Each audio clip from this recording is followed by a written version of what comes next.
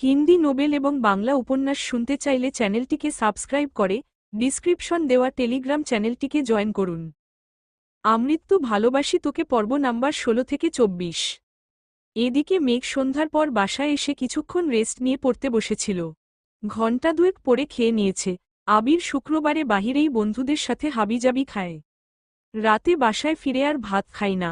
এজন্য মেঘও শুক্রবারে আবির ভাইয়ের কথা ভাবে না, সবার সাথে খাবার খেয়ে নেয়।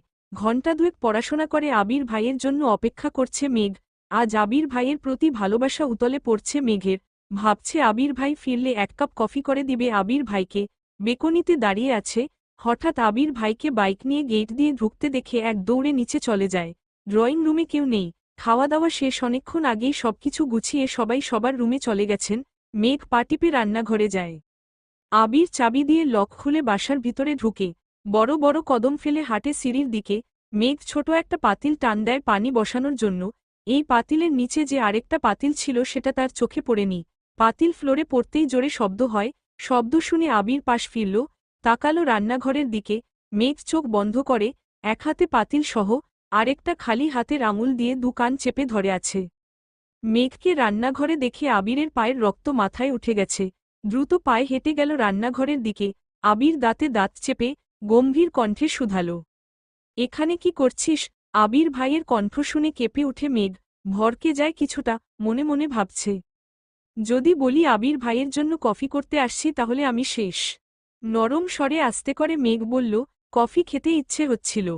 আবির সূক্ষ্ম দৃষ্টিতে পরখ করল অষ্টাদশীর আপাদমস্তক, গম্ভীর কণ্ঠে বলল, তুই ডাইনিংয়ে বস, আমি আনছি।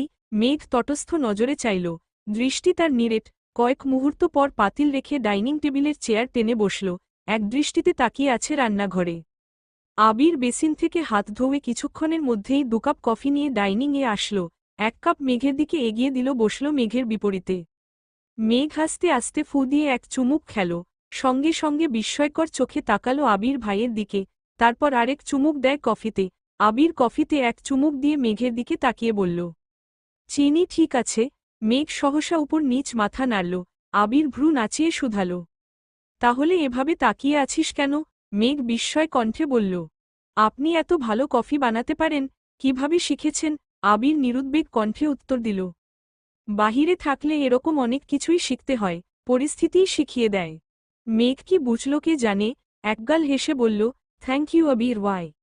আকস্মাৎ আবিরের অভিব্যক্তি বদলে গেল, ভ্রু কুঁচকে ধমকের স্বরে বলে উঠল, বাড়িতে এতগুলো মানুষ আছে, সাথে একজন হেল্পিং হ্যান্ড থাকার পরও তুই রান্নাঘরে ঢুকলি কোন সাহসে? আবির ভাইয়ের ধমকে চমকে উঠল মেঘ। অক্ষিপল্লব কাঁপছে তিরতির, ঘামতে শুরু করেছে, ফ্যালফ্যাল করে তাকিয়ে আছে আবির ভাইয়ের দিকে। আবির দ্বিতীয়বার গম্ভীর কণ্ঠে বলল, দরকার হলে তোর জন্য আরও ২ জন হেল্পিং হ্যান্ড রাখব। তারপরও তোকে যেন আগামী ৩ মাস রান্নাঘরে পা দিতে না দেখি। কথা শেষ হওয়া মাত্রই হাতে কফির কাপ নিয়ে নিজের রুমের দিকে চলে গেল। মেঘ মানব মূর্তির ন্যায় চেয়ারে বসে রইল। আবির গভীর রাতে মেঘের দরজায় ডাকছে। দরজা খোলায় ছিল, তারপরও উনি ঢুকছেন না। কণ্ঠ উঁচু করে বললেন, আসব। মেঘ একগাল হেসে তৎক্ষণাৎ উত্তর দিল, আমার রুমে আসতে আপনার অনুমতির প্রয়োজন নেই। আবির মেঘের মাথার কাছে বিছানায় বসে কোমল কণ্ঠে বলল, তুই এত মায়াবী কেন, মেঘ? আবির ভাইয়ের আজগুবি কথা শুনে বিস্ময়কর চোখে তাকাল। ২৬৫ বারান্দায় ঝালানো লাল রঙের লাইটের আলোতে আবিরের মুখমণ্ডল টকটকে লাল বর্ণের হয়ে আছে। আবির কেমন করে চেয়ে আছে মেঘের দিকে। আবির ঠোঁট কামড়ে বলল, তোর নির্বাক চোখের চাহনি আমার শান্ত হৃদয়ে ব্যাকুলতা সৃষ্টি করে। তোর চোখের লেপ্টে যাওয়া কাজল আমার মনকে বারংবার ফুরবল করে তুলে। তোর ঘন কালো কেশরাশি আমার শক্ত মনের দুর্বলতার একান্ত কারণ। মেঘ হাঁ করে তাকিয়ে আছে আবিরের দিকে, মুখ তারা চিহ্ন শোকে বলে উঠল, আপনি আমায় ভালোবাসেন, আবির ভাই? আবির সঙ্গে সঙ্গে বসা থেকে উঠে দাঁড়াল, কিছু না বলেই চলে যাচ্ছে। মেঘ পিছন থেকে ডাকছে, আবির ভাই। আবির ফিরেও তাকাচ্ছে না। পুনরায়, আবির ভাই। চিৎকার দিয়ে উঠে বসল বিছানায়। আশপাশে তাকিয়ে দেখে কোথাও আবির ভাই নেই। বারান্দার লাইটের আলোতে স্পষ্ট দেখা গেল রুমের দরজা বন্ধ। মেঘ বিস্ময় সমেত তাকিয়ে রইল দরজার পানে। ফ্যানের বাতাসে চুলগুলো উড়ে চোখে মুখে ঝাপটে পড়ছে। কয়েক মুহূর্ত লাগল মেঘের বুঝতে যে এটা স্বপ্ন ছিল। মেঘ দীর্ঘশ্বাস ফেলল। দূর দূরান্ত থেকে আজানের শব্দ ভেসে আসছে। মেঘ মোবাইলটা হাতে নিয়ে টাইম দেখল। ফজরের ওয়াক্ত হয়ে গেছে।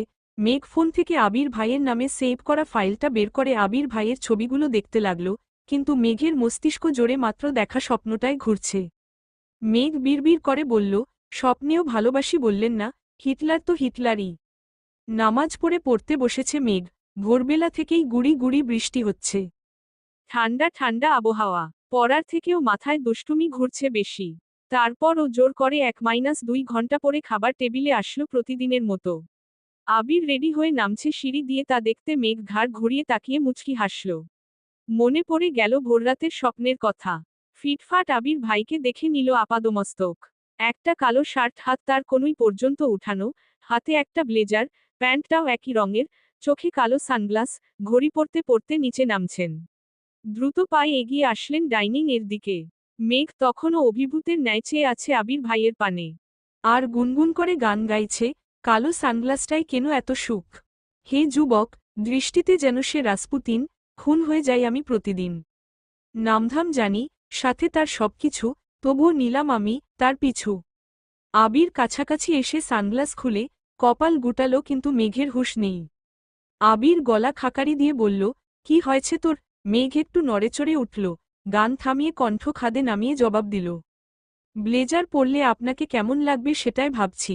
আবির পুনরায় সানগ্লাস চোখে দিল, কনুই পর্যন্ত তুলা হাত নামিয়ে সঙ্গে সঙ্গে ব্লেজার পরে নিল। মেঘ উচ্চস্বরে বলে উঠল, মাশাআল্লাহ, কারো নজর না লেগে যায়। আকস্মাৎ মেঘ চেয়ার থেকে উঠে আবির ভাইয়ের কাছে গিয়ে দাঁড়ায়। আবির ভ্রু কুঁচকে চাইল। মেঘ সহসা আবিরের ডানহাতের কনিষ্ঠা আঙুলে হালকা করে কামড় দেয়। আবির নির্বাক চোখে তাকিয়ে অষ্টাদশীর কাণ্ড দেখছে। 1 সেকেন্ডের মধ্যে মেঘ দূরে সরে গিয়ে চেয়ারে বসে পড়ে। নিজের কর্মকাণ্ডের প্রতি এখন নিজেরই রাগ হচ্ছে। আবির ভাই কিভাবে রিয়েক্ট করবে আল্লাহ জানেন, মনে মনে ভীত হচ্ছে অষ্টাদশী। আবির স্বাভাবিকভাবে হেঁটে মেঘের বিপরীতে বসতে বসতে গম্ভীর কণ্ঠে প্রশ্ন করল, সুন্দর লাগলেই বুঝি ছেলেদের আঙুলে কামড় দেশ তুই? মেঘ চমকে উঠে তাকায় আবির ভাইয়ের দিকে, সঙ্গে সঙ্গে মাথা নাড়ে ডানে বামে, অভিমানী স্বরে বলে উঠে, মিম ছাড়া কারো আঙুলে কামড় দেয় না। আবির কিছু বলার আগেই হালিমা খান খাবার নিয়ে হাজির হলেন। একগাল হেসে বললেন, কি ব্যাপার, দুই ভাই বোন আজ গল্প করছে নাকি? আবিরকে দেখে পুনরায় বললেন, মাশা আল্লাহ, তোকে খুব ভালো লাগছে। ততক্ষণে আস্তে আস্তে সবাই খাবার টেবিলে আসতে শুরু করেছে। ইকবাল খান এসে আবিরকে দেখেই বলে উঠলেন, মাশা আল্লাহ আবির, তোকে তো অনেক সুন্দর লাগছে। এতদিকে তোকে সিইও মনে হচ্ছে। তোর লুকেই আজকের মিটিং জমে যাবে। আলী আহমদ খান ও ছোট করে বললেন, মাশা আল্লাহ। মোজাম্মেল খান চেয়ারে বসতে বসতে বললেন, ভাইজান, আবিরকে বলা দরকার না কথাটা। আলী আহমদ খান 1 সেকেন্ড থেমে বলে উঠলেন, ও হ্যাঁ, আমার তো মনেই ছিল না। আবির নিরেট কণ্ঠে প্রশ্ন করল, কি হয়েছে? আলী আহমদ খান সহসা বললেন, তোকে একটু রাজশাহী যেতে হবে 4-5 দিনের জন্য। আবির 2 আঙুল দিয়ে কপালে আলতো করে ছুঁয়েছে, সাথে এক পলক মেঘকেও দেখে নিয়েছে। মেঘ মনোযোগ দিয়ে খাবার খাচ্ছিল, তবে এই কথা শুনে মুখে খাবার নিয়েই চোখ গোল গোল করে তাকিয়ে আছে আবিরের পানে। আর মনে মনে বলছে, প্লিজ আবির ভাই, আপনি যাবেন না, প্লিজ। আবির বাবার দিকে এক নজর তাকালো, তারপর মাথা নিচু করে বলল, আমি এখন কোথাও যেতে পারবো না। মোজাম্মেল খান আকস্মাৎ বললেন, কেন? আবির মনে মনে বলল, আমি দূরে গেলে কারো খাওয়া বন্ধ হয়ে যায়, রাতের ঘুম হারাম হয়ে যায়। সহসা গলা খাকারি দিয়ে গম্ভীর কণ্ঠে আবির বলে উঠল, আমার অফিসে কাজ আছে, 1 সপ্তাহ পর অফিস শুরু হবে। এই অবস্থায় সবকিছু ফেলে আমি কোথাও যেতে পারবো না। মোজাম্মেল খান এবার আলী আহমদ খানের দিকে চেয়ে বললেন, তাহলে কি আমি যাব, ভাইজান? আলী আহমদ খান কিছু বলার আগেই পুনরায় আবির বলে উঠল, কাউকেই যেতে হবে না। আমার পরিচিত লোক আছে, আমি এখান থেকেই কাজ করাতে পারব। তারপরও যদি সমস্যা হয় তখন তোমাদের আমি জানাব। তবে আগামী 2 তারা চিহ্ন 3 মাস আমি কোথাও যাব না, এটা বলে রাখলাম। চট্টগ্রামের কাজ মোটামুটি শেষ করে আসছি। সিলেটের কাজও কাকামনি শেষ করে আসছেন। রাজশাহীরটা আমি দেখছি, তোমাদের যেতে হবে না। মেঘ নিঃশব্দে হাসছে। সবাই চুপচাপ খাবার খাচ্ছে। আবির খাবার শেষ করে উঠে যাবে তখন ইকবাল খান ডেকে উঠলে, আবির, বাহিরে বৃষ্টি, বাইক নিয়ে বের হইস না। আমি খাবার শেষ করে তোকে নিয়ে যাব, একটু বসো।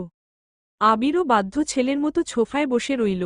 তারপর ইকবাল খানের সঙ্গে গাড়িতে করে অফিসের উদ্দেশ্যে চলে গেলেন। Page Salma Chowdhury SC Salma 90। সারাদিনই বৃষ্টি হয়েছে আজ। মেঘের কোচিং, টিউশন কিছুই নেই। রুমে বসে সারা বেলা পড়াশোনা করেছে। বিকেলে বৃষ্টি কমে এক চিলতে রোদ বেরিয়েছে আকাশে। মেঘের আর পড়তে ইচ্ছে করছে না। তাই বই রেখে মোবাইল হাতে নিয়ে পুরো বাড়ি চক্কর দিল, কিন্তু সবাই ঘুমাচ্ছে তাই আড্ডা দেওয়ার মতো কাউকে পেল না। হঠাৎ মনে হলো, অনেকদিন ছাদে যাওয়া হয় না। সেই যে রাতের বেলা আবির ভাইয়ের গান শুনে ছাদে গিয়েছিল, তাও আবার ছাদের দরজা পর্যন্ত। তারপর থেকে আর ছাদের দিকে পা বাড়ায়নি মেঘ।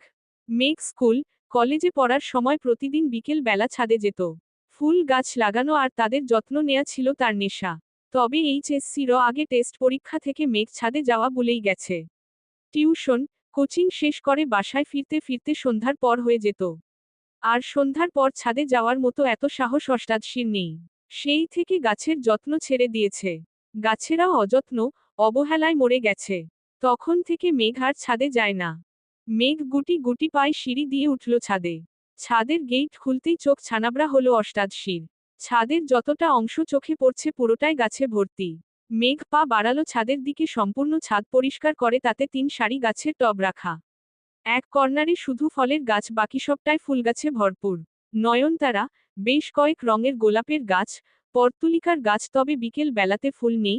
কাঠগোলাপের গাছ, জিনিয়া, অপরাজিতা, রঙ্গন থেকে শুরু করে কত কত ফুলের গাছ, যার অধিকাংশ গাছের বা ফুলের নামই জানে না মেঘ। মেঘ নিজেকে নিজে প্রশ্ন করছে, এত গাছ কে আনলো? তানভীর ভাইয়া তো জীবনেও ছাদে আসে না। তাহলে কি আবির ভাই? সহসা মেঘের চোখে মুখে উজ্জ্বলতা ফুটে উঠল। ছাদ ভর্তি এত গাছগাছালি দেখে মেঘের ভীষণ ভালো লাগছে।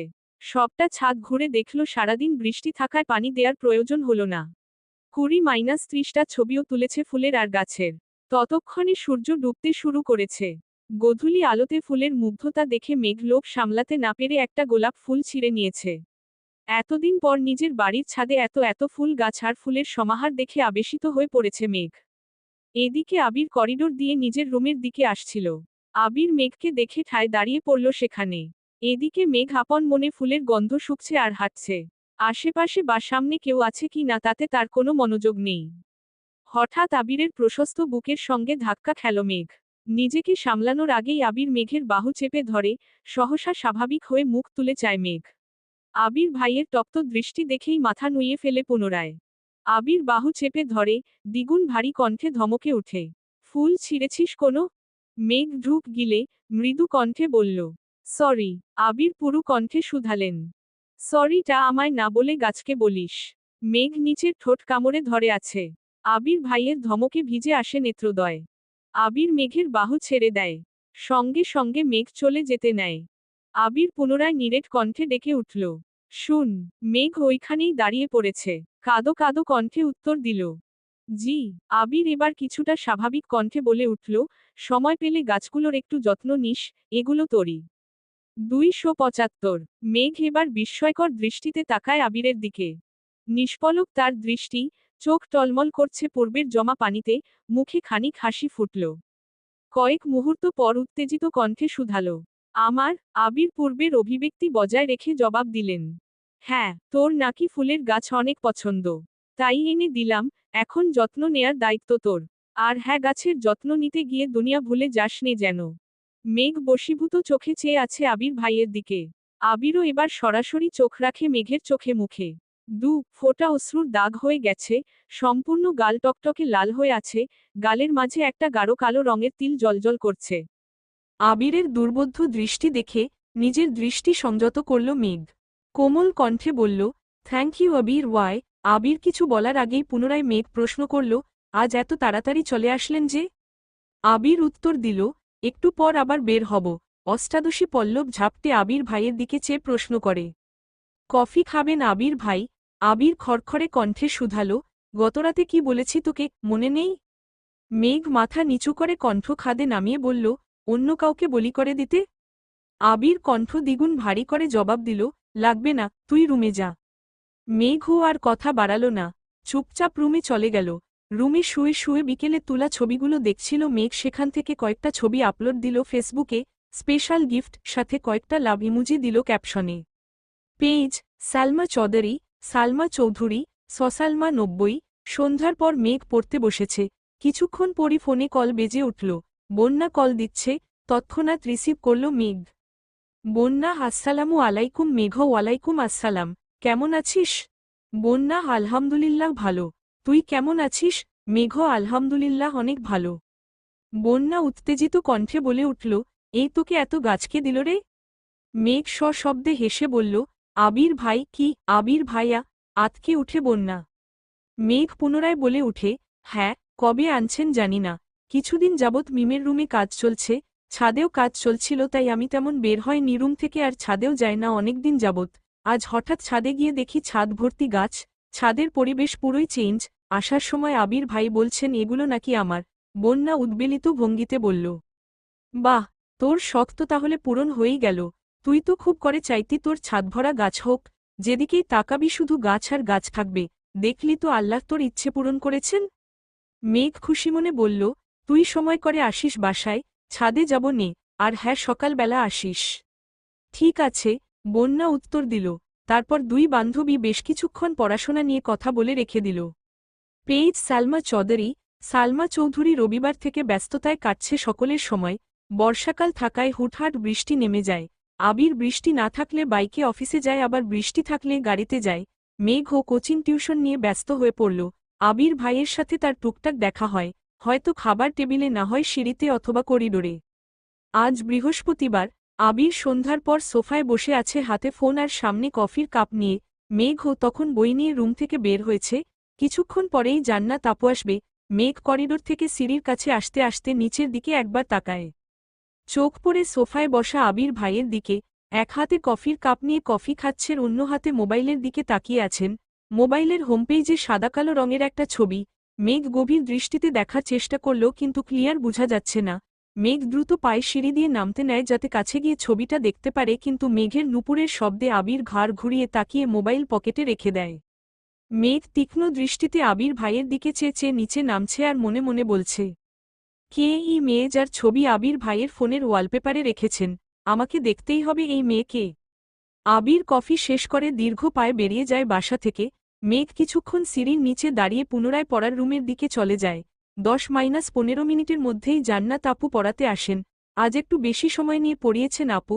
মোটামুটি 8.30 এর কাছাকাছি বেজে গেছে। ড্রয়িং রুমে কেউ নেই, জান্নাত পড়ানো শেষে বের হতে যাবে। মেঘ তখন পিছন পিছন পড়ার রুম থেকে বের হয় দরজা লাগানোর জন্য। জান্নাত দরজার কাছাকাছি যেতেই আবির বাহির থেকে দরজা ধাক্কা দিয়ে ভিতরে ঢুকে। মুখোমুখি দেখা হয় আবির আর জান্নাতের। জান্নাত সহসা হাস্যোজ্জ্বল মুখে বলে, আসসালামু আলাইকুম ভাইয়া, কেমন আছেন? আবিরও হাসি মুখে উত্তর দেয়, ওয়ালাইকুম আসসালাম, আলহামদুলিল্লাহ ভালো। তুমি কেমন আছো? মেঘ পড়ার রুমের কিছুটা সামনে স্ট্যাচুর মতো দাঁড়িয়ে আছে, আর বিড়বিড় করে বলছে, আবির ভাই জান্নাত আপুকে চিনে, কিন্তু কিভাবে? তাহলে কি আবির ভাইয়ের ফোনে তারই ছবি ছিল? জান্নাত হাসিমুখে উত্তর দিল, আলহামদুলিল্লাহ ভালো আছি। আপনাকে তো বাসায় দেখিই না ভাইয়া। আবির কিছুটা শক্ত কণ্ঠে বলল, বাসায় ফিরতে একটু দেরি হয়ে যায়। তোমার পড়াতে কোনো সমস্যা হচ্ছে না তো? জান্নাত শান্ত কণ্ঠে বলল, না, না ভাইয়া, কোনো সমস্যা হচ্ছে না। আবির এক পলক মেঘের দিকে চেয়ে পুনরায় জান্নাতের দিকে তাকাল, নিরেট কণ্ঠে শুধাল, ও পড়ে তো ঠিকমতো? জান্নাত এবার মেঘের দিকে চেয়ে হাসিমুখে বলল, হ্যাঁ ভাইয়া, মেঘ অনেক মনোযোগী এবং খুব মেধাবী। আপনি চিন্তা করবেন না প্লিজ। আবির ছোট করে শুধাল, খেয়েছ কিছু? বসো, খাবার খেয়ে যেও। জান্নাত তৎক্ষণাৎ বললেন, নাস্তা করেছি ভাইয়া, আর কিছু খাবো না, আসি তাহলে আজ। ওদের কথোপকথন শোনার জন্য মেঘ কিছুটা হেঁটে সামনের দিকে এগিয়ে আসল। আবির স্বাভাবিক কণ্ঠে বলল, সাবধানে যেও। জান্নাত একগাল হেসে বলল, আপনি আমাদের বাসায় বেড়াতে যাইয়েন। আবির হালকা হেসে উত্তর দিল, সময় পেলে অবশ্যই যাব। প্রথমের কথাগুলো ঠিকমতো না শুনলেও শেষ কথাগুলো মেঘ স্পষ্ট শুনতে পেয়েছে। জান্নাত মেঘকে আল্লাহ হাফেজ বলে বেরিয়ে গেছে বাসা থেকে। এদিকে মেঘের বুক কেঁপে উঠল। মেঘ যেন নিজের কানকে বিশ্বাস করতে পারছে না, আনমনে ভাবছে। জান্নাত আপু আবির ভাইকে বাসায় যেতে বলছেন। আবির ভাইও আবার হাসিমুখে বলছেন সময় পেলে যাবে।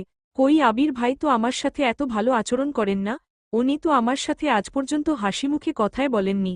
তাছাড়া জান্নাত আপুকে তো তানভীর ভাইয়া নিয়ে আসছিলেন। তাহলে আবির ভাই কিভাবে চিনেন? মেঘ আহত চোখে তাকিয়ে রইল আবির ভাইয়ের পানে।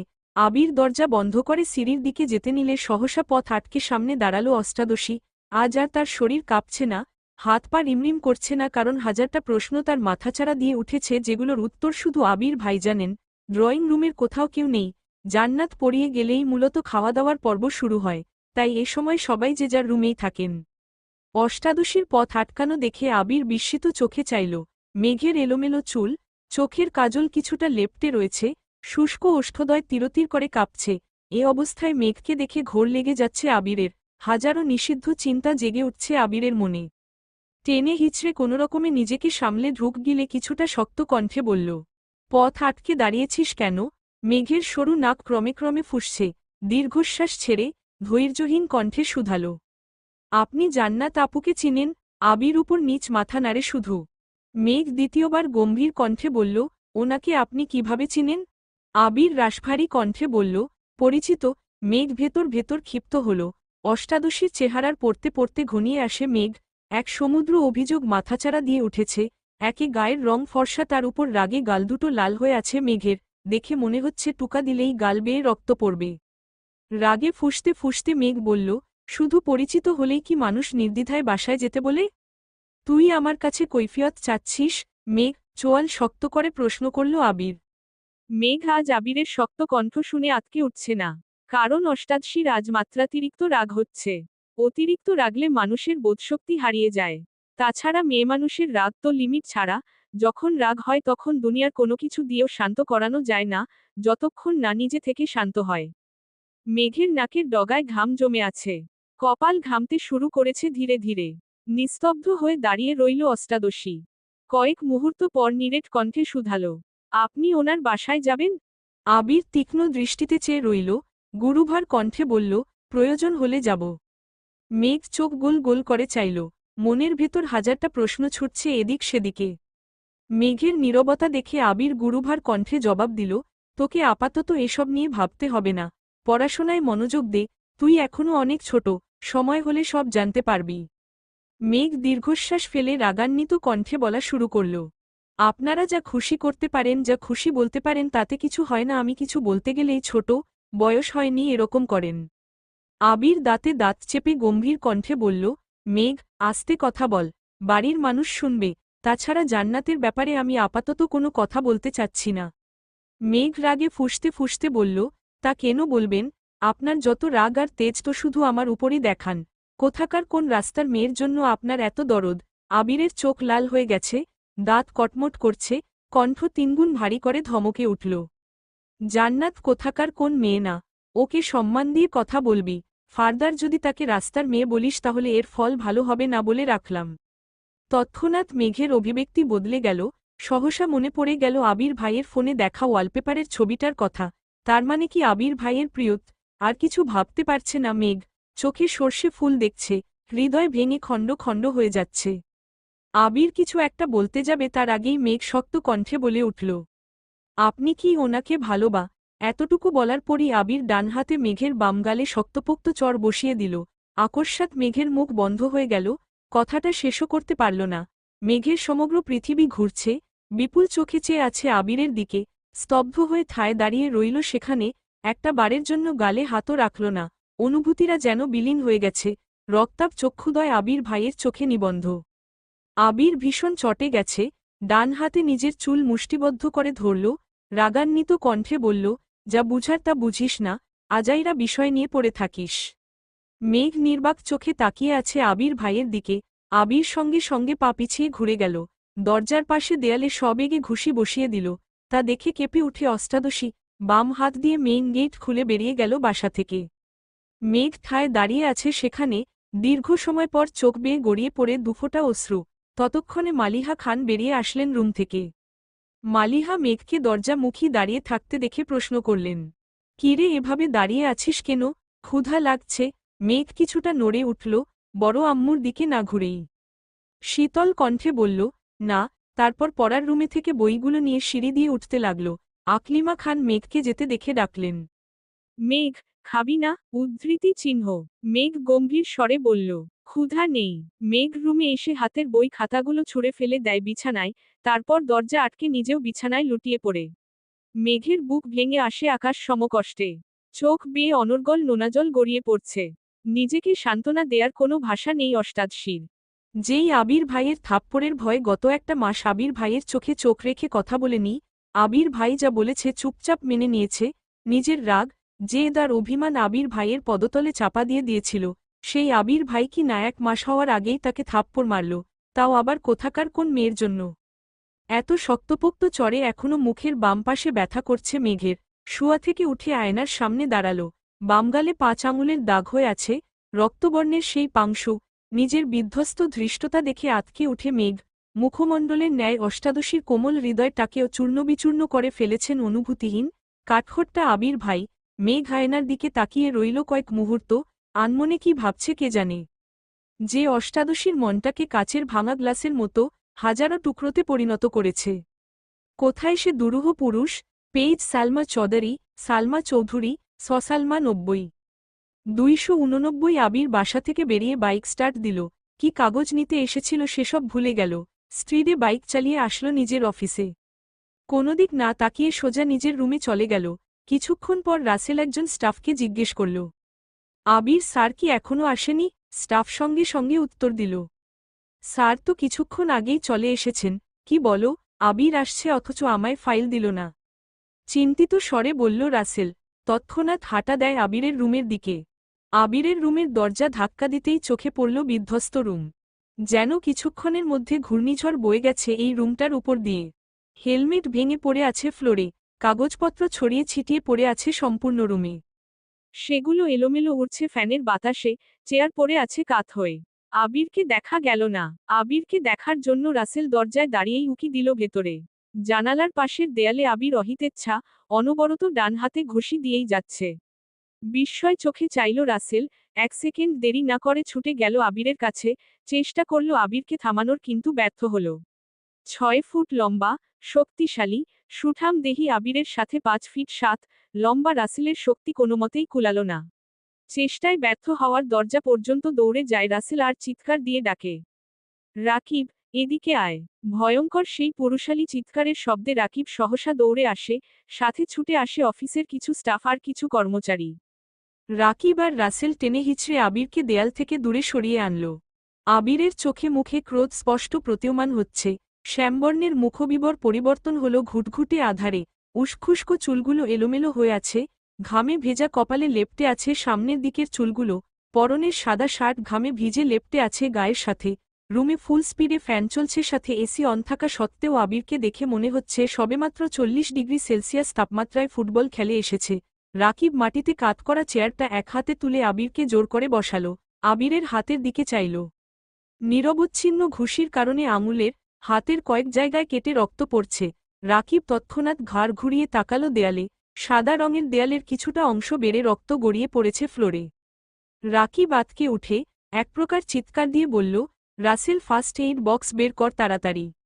আবির এখনও জোর করছে চেয়ার থেকে ওঠার, কিন্তু রাকিব আবিরের পেট বরাবর শক্ত করে ঝাপটে ধরে পিতাব কণ্ঠে আর্তনাদ করে উঠল। তপ্ত স্বরে শুধালো, কি হয়েছে তোর, এমন করছিস কেন আবির? আবির সহসা চিৎকার দিয়ে বলল, ছাড় আমাকে। আবিরের রুষ্ট কণ্ঠের চিৎকারে কিছুটা নড়ে উঠল রাকিব, কিন্তু তারপরও ছাড়ল না। পুনরায় শান্ত কণ্ঠে বলল, কেন পাগলামি করছিস আবির?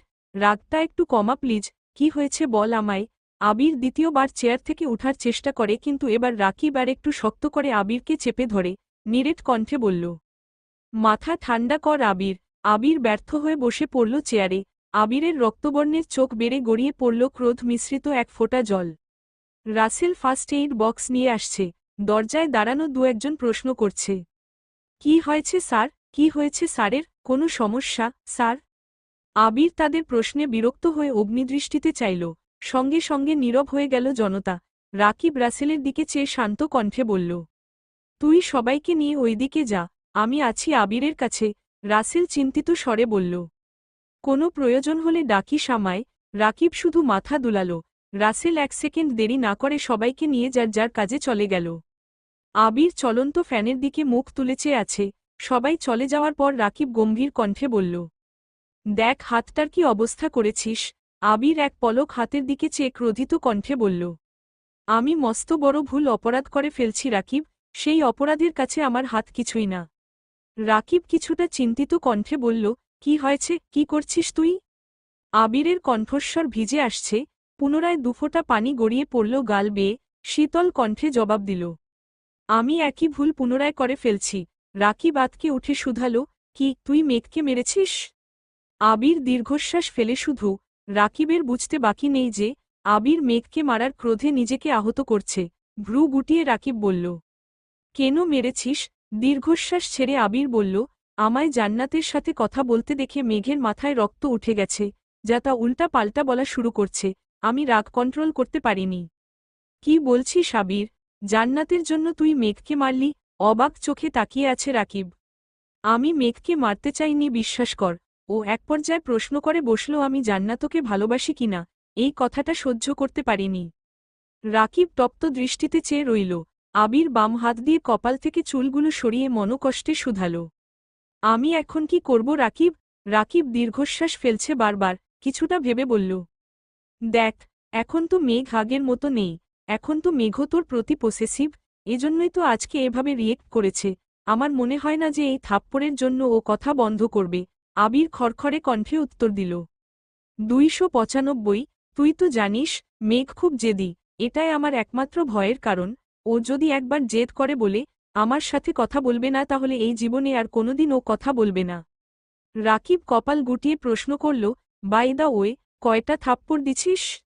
আবির তপ্ত স্বরে বলল, একটা। রাকিব স্বাভাবিক কণ্ঠে বলল, তুই চিন্তা করিস না, কিছু হবে না। জান্নাতকে নিয়ে কিছু ভাবছিস? মেঘ কি আর পড়তে চাইবে ওর কাছে? আবির গম্ভীর কণ্ঠে জবাব দিল, দুদিন পর পর ওর জন্য টিচার কোথা থেকে খুঁজব আমি? ওকে জান্নাতের কাছেই পড়তে হবে। রাকিব কোমল কণ্ঠে বলল, আচ্ছা, সেসব পরে দেখা যাবে। এখন চল হাসপাতালে যাই একটু। আবির তীক্ষ্ণ দৃষ্টিতে চেয়ে বলল, হাসপাতালে যাব কেন?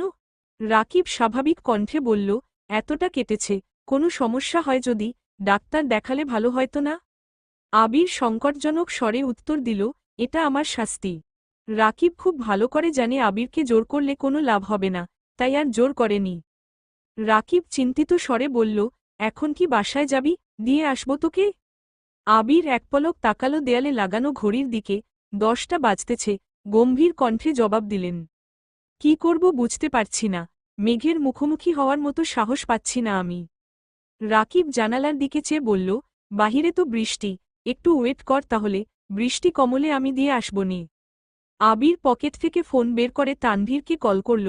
প্রথমবারেই রিসিভ হলো কল। তানভীর কল রিসিভ করে সালাম দিল। আবির সালামের উত্তর দিয়ে গম্ভীর কণ্ঠে প্রশ্ন করলেন, কোথায় তুই?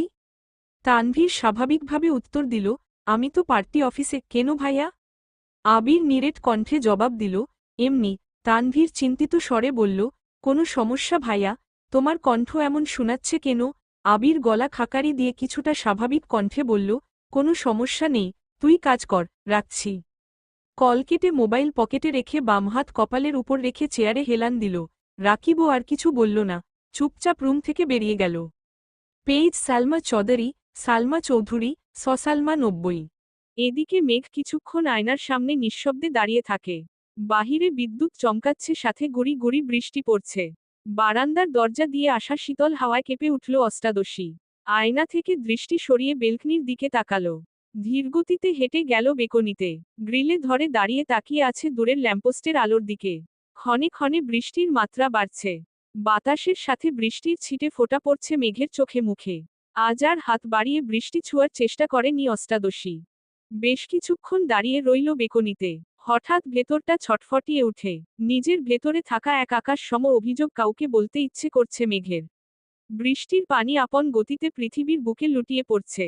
তা দেখে মেঘেরও ইচ্ছে করছে মনের মধ্যে পুষে রাখা চাপা কথাগুলো খোলা আকাশের নিচে দাঁড়িয়ে সৃষ্টিকর্তাকে জানাতে। কষ্ট শেয়ার করলে নাকি মন হালকা হয়। যেই অষ্টাদশী গত 17 বছরে রাতের বেলা একা ছাদে যায়নি, সেই অষ্টাদশী আজ রাত 9টার পর একা ছাদে চলে গেছে। ছাদে পা দিতেই ভারী বর্ষণে কয়েক সেকেন্ডে ভিজে যায় অষ্টাদশীর সর্বাঙ্গ। হাতথোপা করা চুলগুলো খুলে যায় সহসা। বৃষ্টির পানি তোপে ধীরে ধীরে কোমর ছাড়িয়ে নিচে নামতে থাকে চুল। মেঘ আশেপাশে তাকাচ্ছে। দূর দূরান্তের উঁচু উঁচু বিল্ডিং এর ছাদ থেকে হালকা আলো ভেসে আসছে মেঘদের ছাদে। লাইটের আলোর প্রভাবে গাছভর্তি ছাদের এদিক সেদিকে গাছের ছায়া পড়ে আছে। কিছু কিছু জায়গা দেখেমনি হচ্ছে ভূতেরা বসে মিটিং করছে। মেঘের দৃষ্টি সেদিকে পড়তেই কিছুটা কেঁপে ওঠে। তবে ঘন ঘন বিদ্যুৎ চমকানোতে বুঝতে পারে এগুলো গাছের ছায়া। বিদ্যুৎ চমকানোর সঙ্গে সঙ্গে মেঘ সম্পূর্ণ ছাদে হাঁটছে। হাঁটতে হাঁটতে ছাদের একপাশে রাখা বেতের সোফাগুলোর একটাতে বসে পড়ল। হেলান দিয়ে বসাতে চুলের কম অর্ধেকটা অংশ ছাদের ফ্লোরে পড়ে আছে। মেঘ আকাশের পানে তাকিয়ে বলা শুরু করল, আল্লাহ, আমার জীবনে তো হিটলার স্বভাবের ব্যক্তির কোনো অস্তিত্ব ছিল না, তাহলে কেন তুমি ওনাকে আমার সামনে নিয়ে আসলে? এই অনুভূতিহীন মানুষটা কেন আমার জীবনের সাথে জড়িয়েছে? উনি যদি অন্য কাউকেই ভালোবাসেন, তাহলে আমায় কেন ওনার প্রতি ফুটবল বানিয়েছ? আমি এখন কি করব? একসাথে প্রশ্নগুলো করে কয়েক মুহূর্ত নীরব থাকে। অক্ষি পল্লব বেয়ে অনর্গল নোনাজল গড়িয়ে পড়ছে, তার সাথে বৃষ্টি পানি মিশে কানের নিচ দিয়ে যাচ্ছে আপন গতিতে। বেশ খানিকটা সময় নীরব থেকে শীতল কণ্ঠে শুধালো, আমি কি কখনো কারো প্রিয় হতে পারব না?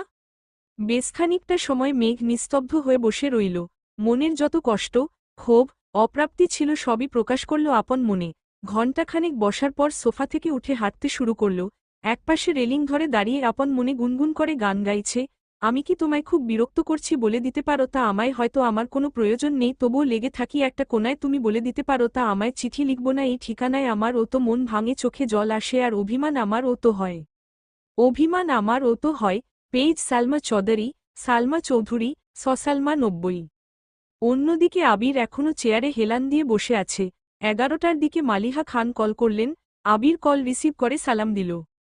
মালিহা খান সালামের উত্তর দিয়ে কিছুটা তপ্ত স্বরে বললেন, তুই কি বাসায় আসবি না? আবির স্বাভাবিক কণ্ঠে বলল, আসবো একটু পর। কেন? রাগান্বিত কণ্ঠে মালিহা খান বলে উঠলেন, তোরা ভাই বোন মিলে কি শুরু করছিস? তুই বাহিরে বাহিরে থাকিস, তানভীর নির্বাচনের ভেজালে 12টার আগে বাসায় ফিরতে পারে না। এদিকে তোর বোনের 1-2 দিন পর পর কি হয়ে যায়, খায় না কিছু না। তোরা যদি রাতে নাই খাবি তাহলে বলে রাখতে পারিস না, আমরাও তোদের জন্য আর রান্না করব না। আবির হেলান থেকে উঠে মেরুদণ্ড সোজা করে বসল, নিরেট কণ্ঠে শুধাল, মেঘ খায়নি? মালিহা খান সহসা উত্তর দিলেন, না। আবির গম্ভীর কণ্ঠে বলল, তুমি শুয়ে পড়ো আমি আসছি। আর কিছু না বলেই উঠে পড়লেন। আবিরকে রুম থেকে বের হতে দেখে রাকিব আর রাসেল দুজনই ছুটে আসে। অন্যান্য দিন কাজ শেষ করে 10-10.30 এর মধ্যেই চলে যায় সকলে, কিন্তু আজ আবিরের মুড অফ দেখে তারা কাজ শেষ করেও বসে আছে। আবিরকে কিছু বলার সাহসও পাচ্ছিল না। রাকিব স্বাভাবিক কণ্ঠে বলল, চল আমি তোকে দিয়ে আসি। আবির শক্ত কণ্ঠে জবাব দিল, আমি একা যেতে পারব। রাকিব পুনরায় বলে উঠল, তোর হাতের অবস্থা দেখছিস তুই, এই অবস্থায় বাইক চালালে তো অ্যাক্সিডেন্ট করবি, তার থেকে আমার কথা মান, আমি দিয়ে আসি তোকে। আবির শক্ত দৃষ্টিতে তাকালো রাকিবের দিকে, দাঁতে দাঁত চেপে ঘোষণা করল, বললাম তো যেতে পারব। রাসেল ঠান্ডা কণ্ঠে বলল, এত বৃষ্টিতে বাইক নিয়ে যেতে পারবি? আবির আর কিছুই বলল না, বড় বড় পা ফেলে অফিস থেকে বেরিয়ে গেল। টানা 2 ঘণ্টার উপরে ভারী বর্ষণ হচ্ছে, যার ফলে ঢাকার রাস্তাঘাটে পানি জমে একাকার অবস্থা। মাথায় হেলমেট পর্যন্ত নেই, চোখ মেলে দেখার অবস্থা নেই, তবুও বাইক থামছে না 1 সেকেন্ডের জন্য। বৃষ্টির পানি এতটাই ঠান্ডা, মনে হচ্ছে ফ্রিজ থেকে বের করে বরফের পানি ঢালছে কেউ। আপাদমস্তক ভিজিয়ে বাড়িতে ঢুকল আবির। ড্রয়িং রুমে কেউ নেই, সিঁড়ি দিয়ে উঠে সোজা নিজের রুমের দিকে হাঁটে। 5 মিনিটে ফ্রেশ হয়ে একটা ধূসর রঙের টি শার্ট আর ট্রাউজার পরে রুম থেকে বের হয়। সঙ্গে সঙ্গে হাঁটা দেয় মেঘের রুমের দিকে। মেঘের দরজার সামনে এসেই বাম হাতে দরজা ধাক্কা দিল। অনবরত ঘুষির কারণে ডান হাতে তেমন শক্তি পাচ্ছে না, তারপর আবার হাতের উপর জোর দিয়ে বাইক চালিয়ে এসেছে। দরজা খুলতেই চোখ পড়ে ফাঁকা বিছানায়, কেন জানি বুকটা ছ্যাঁত করে উঠল। ভিতরের দিকে দেখার চেষ্টা করল, টেবিলের উপর ফোন, ল্যাপটপ পড়ে আছে, কিন্তু অষ্টাদশী কোথাও নেই। আবির রুমে ঢুকে বারান্দা সহ সব জায়গায় খুঁজল, কোথাও নেই। রুম থেকে বেরিয়ে সারা বাড়িতে চক্কর দিল, তবে কোথাও মেঘকে পেল না। মিমের রুমের সামনে দাঁড়িয়ে আস্তে করে ডাকল। সঙ্গে সঙ্গে মিম দরজা খুলল, এক গাল হেসে বলল, ভাইয়া কিছু বলবেন? আবির উদ্বিগ্ন কণ্ঠে শুধাল, মেঘ কোথায়? মিম স্বাভাবিকভাবেই উত্তর দিল, আপু তো রুমেই, সেই যে খাবে না বলে রুমে গেল, আর তো বেরই হতে দেখিনি। আবিরের চোখে মুখে চিন্তার ছাপ পড়ল, গম্ভীর কণ্ঠে শুধু বলল, ঠিক আছে। আবির আবারও মেঘের রুমে গেল, সব জায়গা পুনরায় দেখল, কোথাও নেই। মাথা গরম হয়ে যাচ্ছে আবিরের, চোখে মুখে উদ্বেগের মাত্রা বাড়ছে। রুম থেকে বের হয়ে নিজের রুমের দিকে যাচ্ছে, ফোন রেখে এসেছে নিজের রুমে, হঠাৎ চোখ পড়ে সিঁড়ির দিকে। মনের অজান্তেই বলে উঠে, ও ছাদে যায়নি তো? কোনো কিছু না ভেবে ছুটে যায় ছাদের দিকে। ছাদের দরজা বাতাসে একবার খুলছে, একবার বন্ধ হচ্ছে। আবির দরজা ধাক্কা দিয়ে ঘাড় ডানে বামে ঘুরিয়ে ছাদ দেখার চেষ্টা করছে। ভারী বর্ষণের ফলে ছাদেও পানি জমে আছে অনেকটা, পাইপ দিয়ে গিয়েও যেন কুলাতে পারছে না, সাথে বৃষ্টির ছিটে ফোঁটা পড়ছে আবিরের শরীরে। কোথাও কাউকে চোখে পড়ছে না। আবির বৃষ্টির মধ্যে পা বাড়ালো ছাদে, কিছুক্ষণ পরপর বিদ্যুৎ চমকাচ্ছে। আবির ছাদের চারপাশ দেখছে ঘুরে ফিরে। হঠাৎ বিদ্যুৎ চমকানোতে আবিরের দৃষ্টিতে পড়ে, রেলিং ঘেঁষে ছাদের ফ্লোরে পড়ে আছে অষ্টাদশী। ছাদের সাইড দিয়ে যাওয়া পাইপের উপরে পড়ে আছে মাথা, শরীরের বাকি অংশ ছাদের ফ্লোরে জমা পানির মধ্যে পড়ে আছে। আবির আকস্মাৎ চিৎকার দিয়ে উঠল। মেঘ এক মুহূর্তে দৌড়ে গেল মেঘের কাছে। অজ্ঞান হয়ে পড়ে আছে আবিরের প্রণয়িনী। আবিরের হাত কাঁপছে, তবুও ঝাপটে ধরল মেঘের পিঠ বরাবর। সহসা অষ্টাদশীর ঘাড় থেকে মাথা পর্যন্ত আঁকড়ে ধরল নিজের প্রশস্ত বুকে। মেঘের শরীর বরফের ন্যায় শীতল হয়ে আছে, শুধু মাথাটা একটু একটু গরম। আবির কয়েকবার আকুল স্বরে মেঘকে ডাকল, কিন্তু মেঘ নিস্তেজ হয়ে পড়ে আছে। মেঘের এই অবস্থা দেখে আবিরের সমগ্র পৃথিবী ঘুরছে। বৃষ্টির পানি বরাবর মানুষের উপকারে আসে। সাধারণত বৃষ্টিতে ভিজলে কেউ বেহুশ হয় না, তবে যদি সেই মানুষটা অতিরিক্ত চিন্তা বা মানসিক চাপে থাকে তবে শরীরের তাপমাত্রা কমে একটা সময় অজ্ঞান হয়ে যেতে পারে। মেঘের ক্ষেত্রে ঠিক এই ঘটনাটাই ঘটেছে। এক আকাশ অভিমান জমেছিল মনে, তার প্রতিফলন ঘটল এইভাবে। আবির সহসা হাতে কোলে তুলে নিল মেঘকে। সিঁড়ি দিয়ে হাঁটছে ঠিকই, কিন্তু দৃষ্টি তার অষ্টাদশীর মলিন মুখের পানে। আবিরের চোখ বেয়ে দুফোঁটা অশ্রু গড়িয়ে পড়ল অষ্টাদশীর গালে। দুজনের শরীর বেয়ে অঝরে পানি পড়ছে। দীর্ঘ পা ফেলে করিডোর দিয়ে হেঁটে মেঘের রুমে ঢুকল। ফ্লোরে বিছানার সাথে হেলান দিয়ে মেঘকে বসিয়ে দিল। টাওয়েল এনে হাত মুখ আর মাথাটা কিছুটা মুছে দিল। সঙ্গে সঙ্গে রুম থেকে বের হয়ে নিজের রুমে গিয়ে বাইকের চাবি আর হেলমেট নিয়ে ছুটে গেল নিচে। হালিমা খানের দরজার সামনে ভেজা শরীর নিয়ে দাঁড়িয়ে ডাকছে। দুইবার ডাকার পরই হালিমা খান দরজা খুললেন। আবিরের জলসিক্ত শরীর দেখে চিন্তিত স্বরে শুধালেন, ভিজে আসছিস? আবির তপ্ত স্বরে বলল, মামনি তুমি একটু মেঘের রুমে যাও, ওর অবস্থা ভালো না। আপাতত বাড়ির মানুষকে ডেকো না, আমি ডাক্তার নিয়ে আসছি। একদমই কথাগুলো বলল আবির। হালিমা খান আতকে উঠে বললেন, কি হয়েছে? আবির চলে যেতে নিয়ে দ্বিতীয়বার ঘাড় ঘুরিয়ে বলল, আর হ্যাঁ, ওর শরীরটা একটু ধুয়ে দিও। আবির ছুটল দরজার দিকে। হালিমা খান দ্রুত পায়ে সিঁড়ি দিয়ে উঠতে ব্যস্ত হলেন। চোখে তার পানি টলমল করছে। একমাত্র মেয়ে বলে কথা, মেয়ের মুখ গোমরা থাকলেই যেখানে চিন্তায় পড়ে যান হালিমা খান, সেখানে মেয়ে অসুস্থ মানে হালিমা খানের মাথায় আকাশ ভেঙে পড়া। 20 মিনিটের মধ্যে আবির ডাক্তার নিয়ে চলে আসছে। ডাক্তারকে রেনকোট দিয়েছে ঠিকই, কিন্তু আবিরের সর্বাঙ্গ ভেজা। মেঘের রুমের সামনে দাঁড়িয়ে গলা খাকারি দিল আবির, নরম স্বরে বলল, আসব। হালিমা খান কাদো কাদো কণ্ঠে বললেন, আয়। আবির ঢুকল। আবিরের পিছনে ডাক্তার ও মেঘের রুমে ঢুকল। আবিরের গা থেকে পানি পড়ছে ফ্লোরে, কিন্তু সেদিকে তার ভ্রুক্ষেপ নেই। তার দৃষ্টি অষ্টাদশীর মুখের পানে। ডাক্তার 10 সেকেন্ড মেঘকে দেখল কিনা। আবির উদ্বিগ্ন কণ্ঠে শুধালো, ওর কিছু হবে না তো? ডাক্তার স্বাভাবিক কণ্ঠে বললেন, তেমন কোনো সমস্যা নেই। বেশিক্ষণ বৃষ্টিতে ভিজেছে মনে হয়, তাছাড়াও হয়তো কোনো মানসিক চাপে আছে, তার জন্য এমনটা হয়েছে। কিছুক্ষণের মধ্যেই জ্ঞান ফিরে আসবে। আমি কিছু মেডিসিন লিখে দিচ্ছি, জ্ঞান ফিরলে খাইয়ে দিও। যদি জ্ঞান না ফিরে তাহলে পরবর্তীতে জানিও, একটা স্যালাইন করতে হবে। জ্ঞান ফিরলেও কিছুদিন একটু রেস্টে রাখবা, কোনো প্রকার মানসিক চাপ দিও না। ডাক্তার প্রেসক্রিপশন লিখে আবিরের হাতে দিল। আবির ঔষধগুলোর নাম পড়ে টেবিলের উপর প্রেসক্রিপশন রেখে ডাক্তারকে নিয়ে বেরিয়ে গেল। ভেজা শরীরে পুনরায় বাইক দিয়ে ডাক্তারকে বাড়িতে পৌঁছে দিয়ে ঔষধগুলো কিনে নিয়ে আসলো। নিজের রুমে গিয়ে 1 মিনিটে ড্রেস পাল্টে শুকনো কাপড় পরে মেঘের রুমে আসছে। মেঘ তখনও অজ্ঞান অবস্থায় শুয়ে আছে। হালিমা খান মেঘের হাতে পায়ে তেল মালিশ করে দিচ্ছেন, কান্না করছেন আর বারবার মেঘকে ডাকছেন। মেঘের মাথার নিচে একটা টাওয়েল দিয়ে রেখেছেন।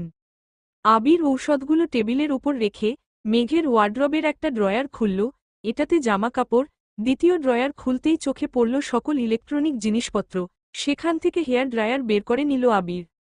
মেঘের কাছে দাঁড়িয়ে হালিমা খানকে বললেন, মামনি তুমি ওকে একটু ধরে বসো। আবির নিজেই হেয়ার ড্রায়ার ঘুরিয়ে ঘুরিয়ে চুল শুকাচ্ছে মেঘের। কোমর ছাড়ানো চুলগুলো ভাগ ভাগ করে শুকাতে কিছুটা সময় লাগল। পুনরায় মেঘকে শুয়ে হাতে পায়ে তেল মালিশ করতে লাগল দুজনে। হালিমা খান আবিরকে শীতল কণ্ঠে বললেন, বাবা তুই একটু বস, আমি তোর চাচ্চুকে বলে আসি। মাঝরাতে ঘুম ভাঙলে তো উনি আবার চিন্তায় পড়ে যাবেন। আবির গম্ভীর কণ্ঠে বললেন, মেঘের এই অবস্থার কথা বলো না, শুধু শুধু চিন্তা করে শরীর খারাপ হবে। হালিমা খান ঠিক আছে বলে চলে গেলেন। হালিমা খান রুম থেকে বেরিয়ে যেতেই আবির মেঘের সন্নিকটে বসল। মেঘের বাম হাত আবিরের বুকের সাথে মিশিয়ে ওষ্ঠ এগিয়ে নিল মেঘের কানের কাছে, গুনগুন করে বলল, মেন সির্ফ তেরা রাহুঙ্গা তুঝসে হে ওয়াডা ইয়েহ মেরা, টু মান্দ ল মুস্করা কে মেরা প্যার হক হ্যায় তেরা। তারপর অষ্টাদশীর কপালে আলতোভাবে একটা চুমু দিয়েই বিছানা থেকে উঠে পড়ল, চেয়ার টেনে বসল বিছানার পাশে। তারপর হাতে তেল নিয়ে মালিশ করতে লাগল মেঘের হাতে। কিছুক্ষণের মধ্যেই হালিমা খান ফিরে আসলেন। হালিমা খানও মেয়ের ডান হাতে দুপায়ে মালিশ করে দিচ্ছেন আর একটু পরপর মেঘকে ডাকছেন। বেশ খানিকক্ষণ পর মেঘের জ্ঞান ফিরেছে, সঙ্গে সঙ্গে আবির মেঘের হাত ছেড়ে দিয়েছে। হালিমা খান কান্না করতে করতে মেঘকে ডাকছে, মেঘ, এই মেঘ, কি হয়েছে তোর? মেঘ কয়েকবার পিটপিট করে চাইল মায়ের দিকে, বুঝে উঠতে পারছে না তার সাথে এতক্ষণ কি ঘটেছে। মায়ের প্রশ্নের উত্তর দেওয়ার মতো শক্তি তার নেই। চোখ ঘুরিয়ে নিজের অস্তিত্ব বুঝার চেষ্টা করছে। নিজের রুমটা পরখ করতে লাগল মেঘ। হঠাৎ দৃষ্টি পড়ে বামপাশে চেয়ারে বসা আবির ভাইয়ের দিকে। মায়াভরা দৃষ্টিতে তাকিয়ে আছে মেঘের পানে। মেঘও কয়েক মুহূর্ত তাকিয়ে রইল আবির ভাইয়ের দিকে। মনে পড়তে লাগল সন্ধ্যার পর থেকে ঘটে যাওয়া ঘটনাগুলো। তৎক্ষণাৎ দৃষ্টি সরিয়ে নিল আবির ভাইয়ের দিকে থেকে। পুনরায় চোখ বন্ধ করে ফেলল মেঘ। হালিমা খান মেঘের কপালে হাত রেখে আতকে উঠলেন, সঙ্গে একবার গলাতেও হাত রাখলেন, সহসা বলে উঠলেন, মেঘের তো জ্বর উঠতেছে। আবির গম্ভীর কণ্ঠে বলল, তুমি ওকে ওঠাও, আমি খাবার নিয়ে আসছি, ঔষধ খাইয়ে দিলে যদি একটু কমে। হালিমা খান চিন্তিত স্বরে বললেন, তানভীর কোথায় আছে? আবির শক্ত কণ্ঠে জবাব দিল, ওকে জানিয়েছি, আসতেছে। মেঘ নিস্তেজ অবস্থায় শুয়ে আছে। চোখ খুলে আবির ভাইকে দেখার শক্তিটুকু যেন পাচ্ছে না। কথা বলা তো বহুদূরের বিষয়ে। আবির নিচে গিয়ে একটা প্লেটে অল্প ভাত আর একটু তরকারি নিয়ে আসল। হালিমা খান মেঘকে কোনোরকমে উঠিয়ে খাটের সাথে হেলান দিয়ে বসিয়ে নিজে ধরে রেখেছেন। আবির ভাত মাখিয়ে মুখে সামনে ধরে ছোট করে বলল, হা কর। পুরুষালী কণ্ঠে কিছুটা কেঁপে উঠে মেঘ, তৎক্ষণাৎ ছোট করে হা করল। আবির ভাই অষ্টাদশীকে নিজের হাতে খাইতে দিচ্ছে, কিন্তু অষ্টাদশীর মনের ভেতর আনন্দ নেই, নেই কোনো উত্তেজনা। যেই আবির ভাই তার মনের ভেতর সারাক্ষণ এক্কা দোক্কা খেলত, সেই আবির ভাইকে চোখে মেলে দেখার সাধ্যই তার হচ্ছে না। কয়েক লোকমা ভাত কোনোরকমে গিলল, পরের বার দিতে গেলে আস্তে করে বামে ডানে ঘাড় ঘুরাল। আবিরও বুঝতে পারল মেঘের অভিব্যক্তি, জোর করল না আর, হাত ধুয়ে নিজের হাতেই মেঘের মুখ মুছে দিল। তারপর ঔষধ খাইয়ে একবার মেঘের কপালে হাত রাখল। জ্বরের মাত্রা বাড়ছে। আবির শীতল কণ্ঠে বলল, মামনি তুমি থাকো ওর কাছে, কোনো সমস্যা হলে আমায় ডেকো, আমি সজাগ আছি। আবির প্লেট হাতে নিয়ে চুপচাপ বেরিয়ে গেল রুম থেকে। 10-15 মিনিট পর তানভীর দৌড়ে বাড়িতে ঢুকে। এমপির গাড়ি করে ড্রাইভার এসে দিয়ে গেছে তানভীরকে। মেঘের রুমে গিয়ে কোমল কণ্ঠে মাকে শুধাল, কি হয়েছে মেঘের? মেঘের পাশে বসে কপালে হাত রাখল। থার্মোমিটার এনে জ্বর মাপল 100 ডিগ্রি ফারেনহাইট তাপমাত্রা। মেঘ জ্বরে কাঁপতেছে। তানভীর ছুটে গিয়ে নিজের রুমের কেবিনেট থেকে আর একটা কম্বল এনে বোনের গায়ে ছড়িয়ে দিল। তারপর একটা ছোট রুমাল ভিজিয়ে কিছুক্ষণ জলপট্টি দিল। হালিমা খান এখনও ফুপিয়ে ফুপিয়ে কাঁদছেন। তানভীর মায়ের দিকে চেয়ে মোলায়েম কণ্ঠে বলল, ডাক্তার কি বলছে? হালিমা খান কান্নারত কণ্ঠে বললেন, বলছেন সিরিয়াস কোনো সমস্যা না, রেস্ট নিতে আর চিন্তা কম করতে, ঔষধ দিয়ে গেছেন। ঔষধ খাওয়ানো হয়েছে? হালিমা খান কোমল কণ্ঠে বললেন, হ্যাঁ, আবির খাইয়ে দিয়ে গেছে।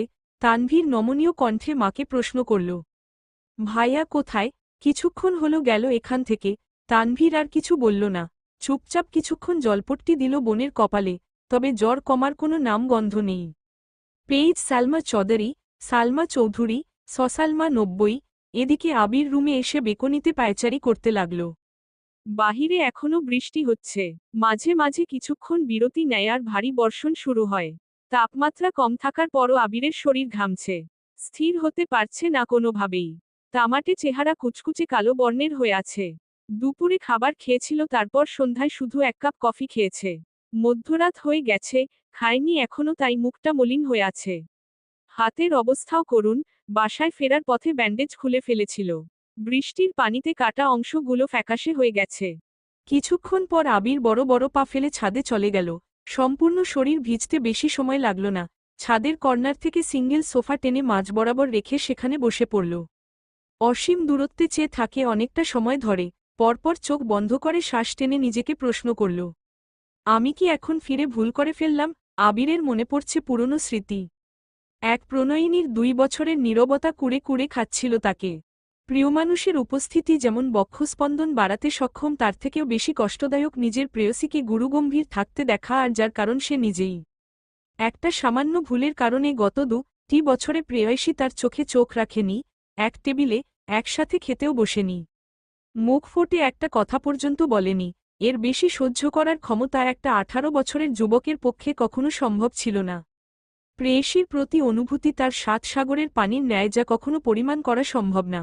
যখন তার সহ্যের সীমা শেষ হতে চলল, তখন তার সামনে 2টি রাস্তা ভেসে উঠেছিল। এক, স্কলারশিপে বিদেশ যাওয়া, দ্বিতীয় হল ঢাকা ভার্সিটিতে পড়াশোনা। আবির বাড়ির প্রতিটা সদস্যের থেকে মতামত নিয়েছিল সেদিন, এমনকি তার হৃদয়হরণীর কাছেও সেদিন আকুল মিনতি করে জিজ্ঞেস করেছিল সে কি চাই। ছোট্ট হৃদয়হরণীর অভিমানের মাত্রা এতটাই তীব্র ছিল যে সেদিনও আবিরের চোখে চোখ রাখেনি, আবিরের কোনো কথার উত্তরও দেয়নি। 2 বছর যে ললনার অভিমান ভাঙাতে অক্ষম, সেই ললনার অভিমান কয়েক মাসে ভাঙানো সম্ভব ছিল না।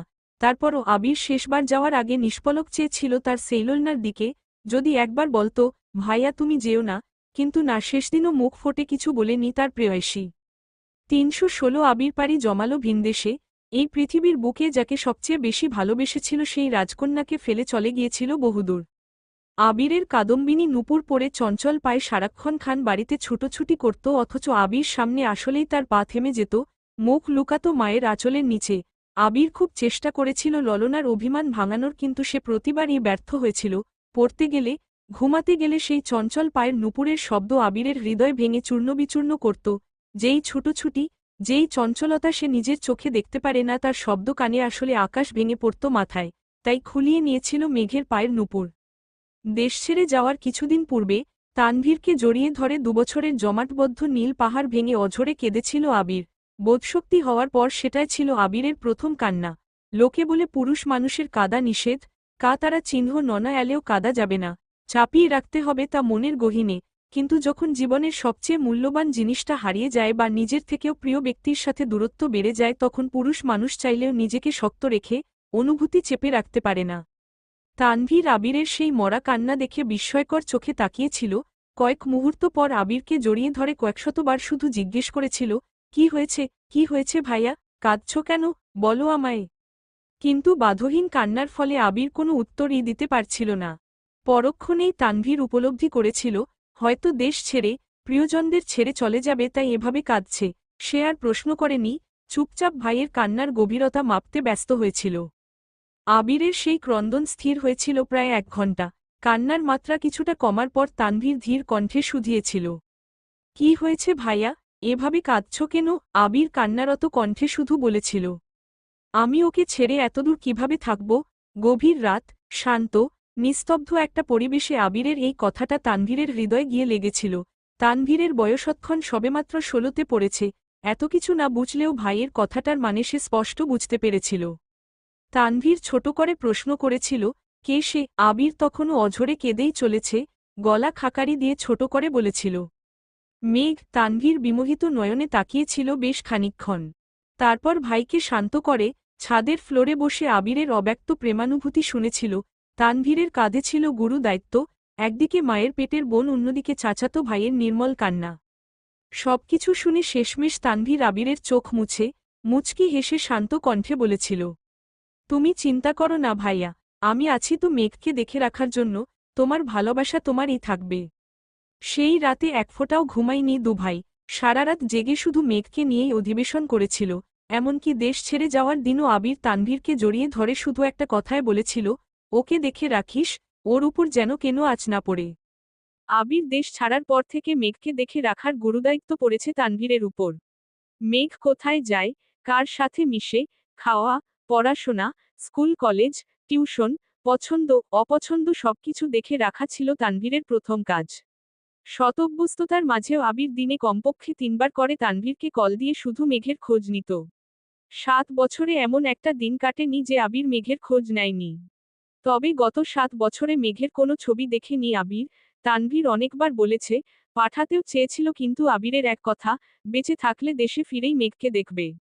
আবির দেশে ফেরার দিন এয়ারপোর্টে আসার পর তানভীর আবিরকে জড়িয়ে ধরে কানে কানে বলেছিল, আজ থেকে আমি রিল্যাক্স করব, তোমার বউ তুমি সামলাবে। আবির মুচকি হেসে বলেছিল, বউকে সামলাতেই তো 6 মাস আগে ফিরতে হলো।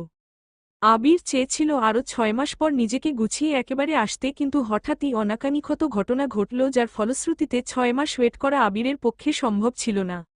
যেই ছেলের জন্য ছোট্ট কাদম্বিনীর গায়ে হাত তুলেছিল আবির, যার জন্য তাকে ৯ বছর যাবৎ প্রেয়সীর থেকে দূরে থাকতে হয়েছে, সেই জয় নামক ছেলে পুনরায় আবির্ভূত হয়েছিল মেঘের জীবনে।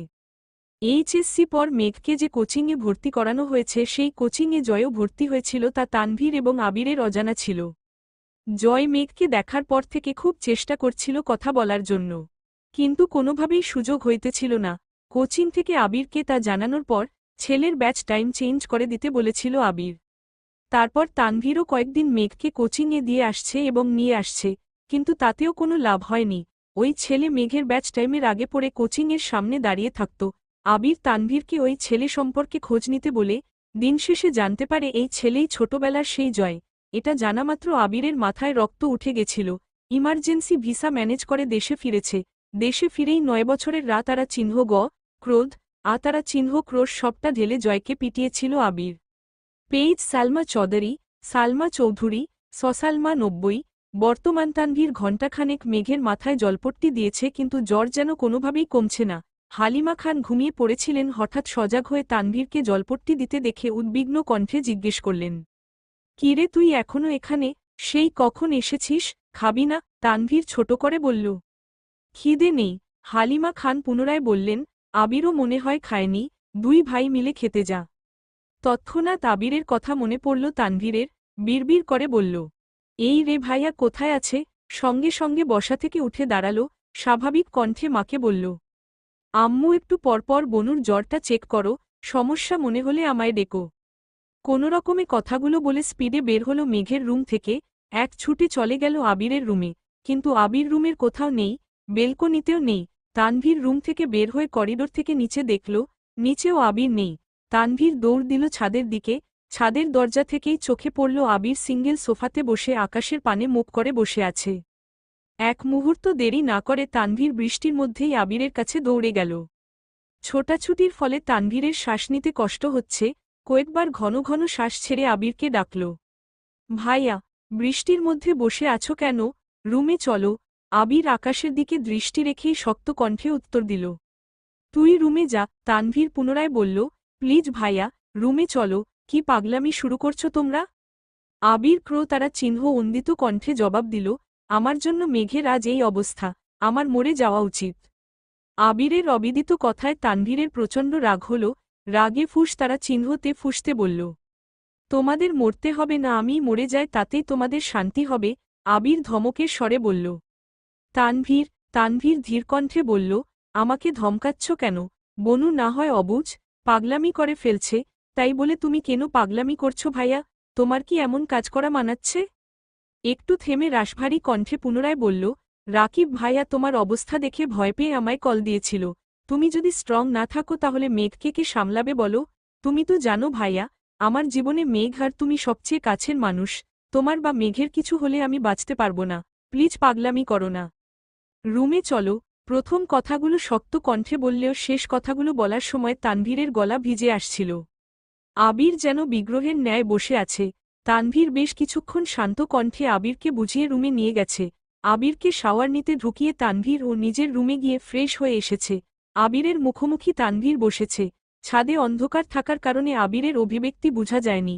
আবিরের চোখ মুখ ফুলে আছে, দেখে বুঝাই যাচ্ছে বেশ খানিকটা সময় কেঁদেছে, তার উপর বৃষ্টি, এখনও চোখ টকটকে লাল হয়ে আছে। তানভীর আবিরের হাতটা সামনে এনে এপাশ ওপাশ ঘুরিয়ে দেখল, হাতের অবস্থা খুব খারাপ।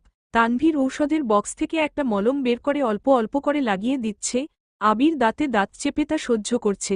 গত ১ ঘণ্টা যাবৎ আবিরকে বুঝিয়ে তানভীর রুমে এনেছে, এখন কোনোভাবেই রিয়েক্ট করা যাবে না। তানভীর যথেষ্ট শান্ত আর হাস্যোজ্জ্বল একটা ছেলে, তবে রাগ উঠলে কেমন যেন গম্ভীর হয়ে যায়। আবিরের হাতে মলম লাগিয়ে তানভীর আস্তে করে বলল, ব্যান্ডেজ করে দিব ভাইয়া? আবির স্বাভাবিক কণ্ঠে জবাব দিল, ব্যান্ডেজ লাগবে না, খোলা থাকলে তাড়াতাড়ি ঠিক হবে। তানভীর স্বাভাবিক কণ্ঠে বলল, ভাইয়া খাবে না? আবির গম্ভীর কণ্ঠে উত্তর দিল, না।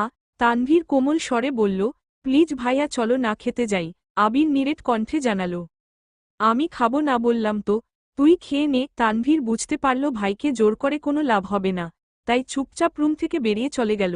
আবিরের বাকি রাত কাটল বেকনিতে দাঁড়িয়ে। ধীরে ধীরে ভারী বর্ষণ কমেছে, ঝিরিঝিরি বৃষ্টিও একসময় কমেছে। ফরজের নামাজ পড়ার জন্য আবির বাসা থেকে বেরিয়ে গেছে, ফিরেছে ঘণ্টা দুয়েক পর। প্রতিদিন সকালবেলা নিচে রান্না আর পেপার পড়ার ধুম লাগলেও আজ ড্রয়িং রুম সম্পূর্ণ ফাঁকা। আবির দীর্ঘ পায়ে সিঁড়ি দিয়ে উঠল। মেঘের রুমে সবাই হুমড়ি খেয়ে পড়েছে। আলী আহমদ খান, মোজাম্মেল খান, ইকবাল খান থেকে শুরু করে বাড়ির ৩ কর্ত্রী, এমনকি মিম আদি আর তানভীরও উপস্থিত সেখানে। মেঘ শঙ্কিত হয়ে রইল। সবাই যেন একজোটে মেঘের উপর হামলা চালাচ্ছে। মেঘ সবার দিকে বারবার তাকাচ্ছে শুধু। মোজাম্মেল খান রাগান্বিত কণ্ঠে প্রশ্ন করলেন, বৃষ্টিতে ভিজতে গেছিলি কেন? বৃষ্টিতে ভিজলে যে জ্বর উঠবে, সেই বোধশক্তি কি তোর হয়নি এখনো? ইকবাল খান মোজাম্মেল খানকে শান্ত করতে ব্যস্ত। এর মধ্যে আলী আহমদ খান ধীর কণ্ঠে বলে উঠলেন, এখন ১ মিনিট নষ্ট করা একটা দিন নষ্ট করার সময়। ইচ্ছেকৃত জ্বর বাঁধানো কি ঠিক হয়েছে তোমার? কথাটা শান্ত স্বরে বললেও এই কথার অভিপ্রায় অষ্টাদশীর বোধগম্য হল। মালিহা খান, আকলিমা খানও যেন একজোটে বিলাপ শুরু করেছে। যে যার মতো প্রশ্ন করছে, কোথা থেকে ভিজে আসছিস, কখন গেছিলি, ভিজলি কেন, আরও কত কত প্রশ্ন। মেঘ নির্বাক চোখে শুধু তাকিয়ে আছে। সে কি করে বলবে? আবির ভাই অন্য কোনো মেয়ের প্রতি কনসার্ন, এইটা সহ্য করতে না পেরে এমনটা করেছে। হালিমা খান কোমল কণ্ঠে বললেন, তোর জন্য খাবার নিয়ে আসি মা, অল্প খেয়ে নে প্লিজ। মেঘ সবার উপরে উঠা রাগ যেন মায়ের উপর ঝাড়ল। কাপা কাপা গলায় চিৎকার দিয়ে বলল, বললাম তো খাবো না, তেতো লাগে সবকিছু। কথাটা ঠিকমতো শেষও করতে পারল না। আবির হাজির হল রুমে। মেঘের দৃষ্টি আবিরের দিকে পড়তেই আকস্মাৎ কম্বল টানল কপাল পর্যন্ত। আবির গম্ভীর কণ্ঠে বলল, এখানে এত ভিড় করার মতো কি হয়েছে? অসুস্থ রোগী দেখতে এসেছ, দেখে চুপচাপ চলে যাবে। রোগীকে এত প্রশ্ন করছো কেন? ডাক্তার বলেছেন ওরে কোনো প্রকার চাপ না দিতে, অনুগ্রহ করে ওকে একটু শান্তিতে থাকতে দাও। ৩২৭ একদমই কথাগুলো বলল আবির। ইকবাল খান ভাতিজার রাগ বুঝতে পেরে শান্ত কণ্ঠে বললেন, না মানে মেঘ জেনে বুঝে বৃষ্টিতে কেন ভিজেছে এটাই সবাই জিজ্ঞেস করছিল, আর কিছু না। আবির কণ্ঠ দ্বিগুণ ভারী করে বলল, ওর ইচ্ছে হয়েছে বৃষ্টিতে ভেজার তাই ভিজেছে, তাছাড়া জ্বর হলে মাথা ফ্রেশ হয়। এখন সবাই নাস্তা করতে যাও। মেঘ কম্বলের নিচ থেকে ভেঙচি কেটে মনে মনে বলল, যার জন্য করি চু তারা চিহ্নরি সেই বলে চোর। আপনি আমায় বাধ্য করেছেন বৃষ্টিতে ভিজছে আর এখন সবার সামনে সেটা আমার ইচ্ছে বলে চালিয়ে দিচ্ছেন। বাহ হিটলার বাহ, কি বু তারা চিহ্ন দিয়ে আপনার। বাড়ির কেউ কোনো কথা বলল না। চুপচাপ সকলে রুম থেকে বের হতে লাগল। আবির গম্ভীর কণ্ঠে বলল, তানভীর, মেঘের জন্য নাস্তা নিয়ে আয়। হালিমা খানও চলে গেলেন মেঘের নাস্তা রেডি করতে। মেঘ তখনও কপাল পর্যন্ত কম্বল টেনে রেখেছিল। রুম নিস্তব্ধ হয়ে যাওয়ায় মেঘ ভেবেছে সবাই চলে গেছে, তাই এক আঙুলে আস্তে করে কম্বলটা কপাল থেকে নামাতেই চোখ পড়ল আবির ভাইয়ের শানিত চোখের দিকে। মেঘ আর আবিরের চোখাচোখি হতেই আবির একটানা দুবার ভ্রু নাচাল। আবির ভাইয়ের এমন কাণ্ডে মেঘ হেসে ফেলল। তৎক্ষণাৎ মনে পড়ে গেল, ও তো আবির ভাইয়ের উপর রেগে আছে। আকস্মাৎ মুখ গোমরা করে ফেলল মেঘ। আবির চেয়ার টেনে মেঘের বিছানার পাশে বসে মৃদু কণ্ঠে শুধাল, এখন কেমন লাগছে? জ্বর কি কমেছে? মেঘ ওষ্ঠ উল্টাল, কিছুই বলল না। আবির সহসা মেঘের কপালে হাত রাখল, সাথে একবার গলায় হাত রেখে সঙ্গে সঙ্গে কপাল কুঁচকে হাত সরিয়ে নিল। তটস্থ হয়ে বলল, এখনও তো অনেক জ্বর। বসা থেকে উঠে টেবিল থেকে থার্মোমিটার নিয়ে বিছানায় বসে মেঘের জিহ্বার নিচে ধরল। মেঘ হাঁ করে তাকিয়ে আছে আবির ভাইয়ের দিকে। আবির কপাল কুঁচকে তাকিয়ে রইল মেঘের দিকে। দুজনেই নিস্তব্ধ, দুই জোড়া চোখ গভীরভাবে অনুবন্ধী। মেঘের বুকের ভেতর তোলপাড় শুরু হচ্ছে। এর মধ্যে তানভীর গলা খাকারি দিয়ে রুমে ঢুকল। তৎক্ষণাৎ দৃষ্টি সরিয়ে নিল আবির।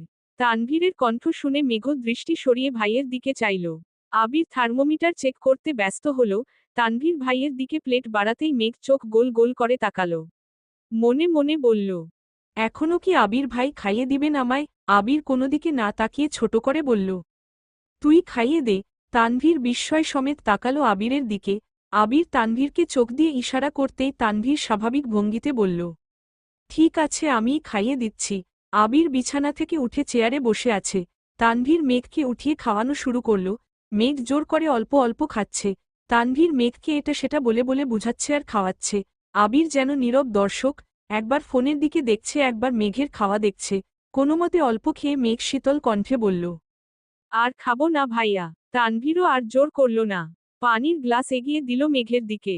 খাওয়া শেষে পানির গ্লাস টেবিলে রাখতে রাখতে তানভীর বলে উঠল, ভাইয়া, বনুকে ঔষধগুলো খাইয়ে দাও প্লিজ, আমি নিচে যাচ্ছি, খুব ক্ষুধা লাগছে। তানভীর রুম থেকে বেরিয়ে নিচে চলে গেছে। আবির ফোন পকেটে রেখে টেবিল থেকে ঔষধ রেডি করে মেঘের দিকে এগিয়ে দিল। মেঘও মাথা নিচু করে ঔষধগুলো খেয়ে নিল। আবির নিরেট কণ্ঠে বলল, সাবধানে থাকিস। আবির চলে যেতে নিলে মেঘ আবিরের ডান হাত আঁকড়ে ধরে। সহসা আবির ব্যথায় উফ অফ করে উঠল। মেঘ সঙ্গে সঙ্গে হাত ছেড়ে দিল। মেঘ ভেবেছে আবির ভাই হয়তো বিরক্ত হয়েছেন মেঘের ছোঁয়াতে। আকস্মাৎ মেঘের মনটা খারাপ হয়ে গেল। কাদো কাদো কণ্ঠে মেঘ বলল, আমি মরে গেলে আপনি। এতটুকু বলতেই আবির অগ্নিদৃষ্টিতে চাইল অষ্টাদশীর দিকে। মেঘ কথা সম্পন্ন করতে পারল না। আবির রাগান্বিত কণ্ঠে বলল, চুপ। আবির দাঁতে দাঁত চেপে পুনরায় বলল, আর কোনোদিন যদি তোর মুখে এই কথা শুনি তাহলে ওইদিনই তোকে মেরে বুড়িগঙ্গায় ফেলে দিয়ে আসব। মেঘের ছোট হৃদয়টা আবির ভাইয়ের কথায় আবারও চূর্ণবিচূর্ণ হল। একটু রম্য স্বরেও তো বলতে পারতেন, তা না মেরে ফেলবেন। মেঘের অক্ষিপট ভিজে আসছে। চিবুক নামিয়ে বিড়বিড় করে বলল, এই বাড়ির কেউ আমায় ভালোবাসে না, সবাই শুধু বতারা চিহ্নকে। সবার রাগ ঝাড়ার একমাত্র জায়গা আমি। কেউ কেউ তো আবার গায়েও হাত তুলেন। শেষ কথাটা বলে আবিরের দিকে তাকালো। পল্লব ঝাপটাতেই গাল বেয়ে অশ্রু গড়িয়ে পড়ল। আবির অষ্টাদশীর মুখের পানে চেয়ে মনে মনে বলল, এই কেউটা তোকে ইচ্ছেকৃত মারতে চাইনি। এটা কি করে বুঝাবো তোকে? এই কেউটা যে নিজের থেকেও বেশি তোকে ভালোবাসে। তোকে মারার সাধ্য কি তার আছে? আমি পারছি না তোকে বুকে জড়িয়ে চিৎকার করে বলতে যে, তুই আমার সবকিছু, তোকে ছাড়া আমি নিঃস্ব। আবির বিছানার পাশে বসে গলা খাকারি দিয়ে তপ্ত স্বরে বলল, তুই হয়তো জানিস না কারো জীবনের অপ্রকাশিত উপন্যাস তুই, কারো সুখনিদ্রার একমাত্র কারণ তুই, তোর চোখের ওই চাহনি, কারো নব্যস্বপ্নের সূচনা, তোর এই অনাদেয় কর্মকাণ্ডে খুব শীঘ্রই কারো মস্তিষ্কে রক্তক্ষরণ ঘটার কারণ হবে। সময় থাকতে সাবধান হয়ে যা। মেঘ।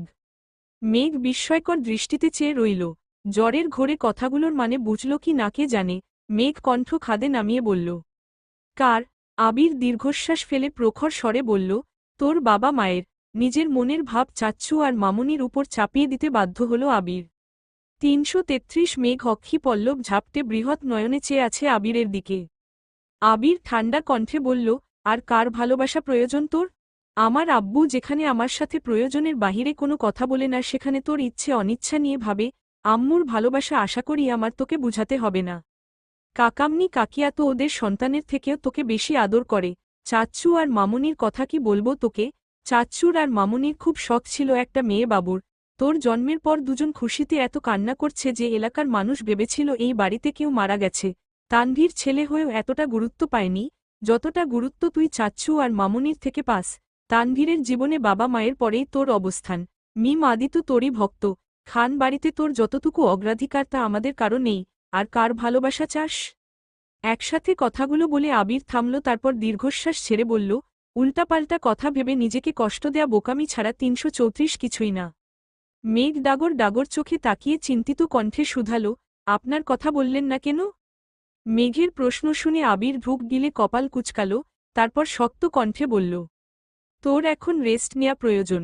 আবির চেয়ার থেকে উঠতে নিলে মেঘ আবিরের ডানহাতের দু আঙুল আঁকড়ে ধরে। সঙ্গে সঙ্গে আবির দাঁতে দাঁত চেপে চোখ বন্ধ করে ফেলে। মেঘ সহসা আবিরের হাতের দিকে চাইল। আবিরের হাতের কাটা অংশে চাপ পড়ায় রক্ত বের হচ্ছে। সঙ্গে সঙ্গে হাত ছেড়ে দেয় মেঘ। মেঘ আর্তনাদ করে বলল, আবির ভাই আপনার হাত এতটা কেটেছে কিভাবে? আবির তপ্ত স্বরে শুধু বলল, এমনি। আর কিছু না বলে রুম থেকে বেরিয়ে গেল। মেঘ নির্বাক চোখে তাকিয়ে আবির ভাইয়ের প্রস্থান দেখল। মেঘের মনে পড়ল মেইন গেটের পাশের দেয়ালে ঘুষি দেয়ার কথা। ধরে নিল এর ফলেই আবির ভাইয়ের হাত কেটেছে। অষ্টাদশী জানতেও পারল না তাকে থাপ্পড় দেয়ার অপরাধে আবির কত শত ঘুষিতে নিজেকে আহত করেছে। ৩৩৫ গতকালের ঘটনাগুলো পরপর মনে হতেই মেঘের নিজের উপর বড্ড রাগ হল। আবির ভাইয়ের অনুভূতি জানতে চাওয়ার কি দরকার ছিল? রাগে নিজের গালে থাপ্পড় দিতে ইচ্ছে হল মেঘের। আবির ভাই জান্নাত আপুকে পছন্দ করলে মেঘের ব্যাপারে কোনো অনুভূতি থাকবে না, এটাই তো স্বাভাবিক। আবিরের সাথে এই জীবনে কখনো মেঘের সুসম্পর্ক ছিল বলে মনে পড়ছে না মেঘের।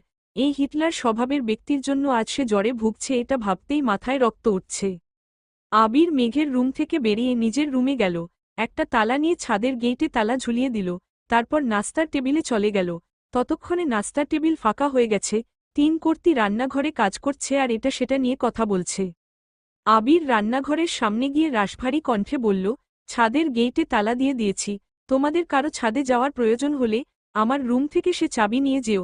আকলিমা খান চিন্তিত কণ্ঠে শুধালেন। মেঘ কি রাতে ছাদে গিয়ে ভিজেছিল? আবির উপর নিচ মাথা নাড়ল শুধু। মালিহা খান হালিমা খানের দিকে তাকিয়ে বললেন, যে মেয়ে ভূতে ভয় পায়, সন্ধ্যার পর বৃষ্টি হলে কানে আঙুল দিয়ে বসে থাকে, সেই মেয়ে এত রাতে ছাদে গেল কিভাবে? হালিমা খান নির্বাক চোখে তাকিয়ে রইল মালিহা খানের দিকে, এই প্রশ্নের উত্তর ওনার কাছেও নেই। আবির কণ্ঠ দ্বিগুণ ভারী করে বলল, তোমাদের এসব নিয়ে গবেষণা করতে হবে না, যা হওয়ার হয়েছে। মেঘকে এই বিষয় নিয়ে আর কোনো প্রশ্ন করবা না, ছাদে না যেতে পারলে এমন কাণ্ড আর ঘটাতে পারবে না, এই টপিক এখানেই শেষ। আবির চুপচাপ নাস্তা করে নিজের রুমে চলে গেছে। পেজ সালমা চৌধুরী, সালমা চৌধুরী, সসালমা 90।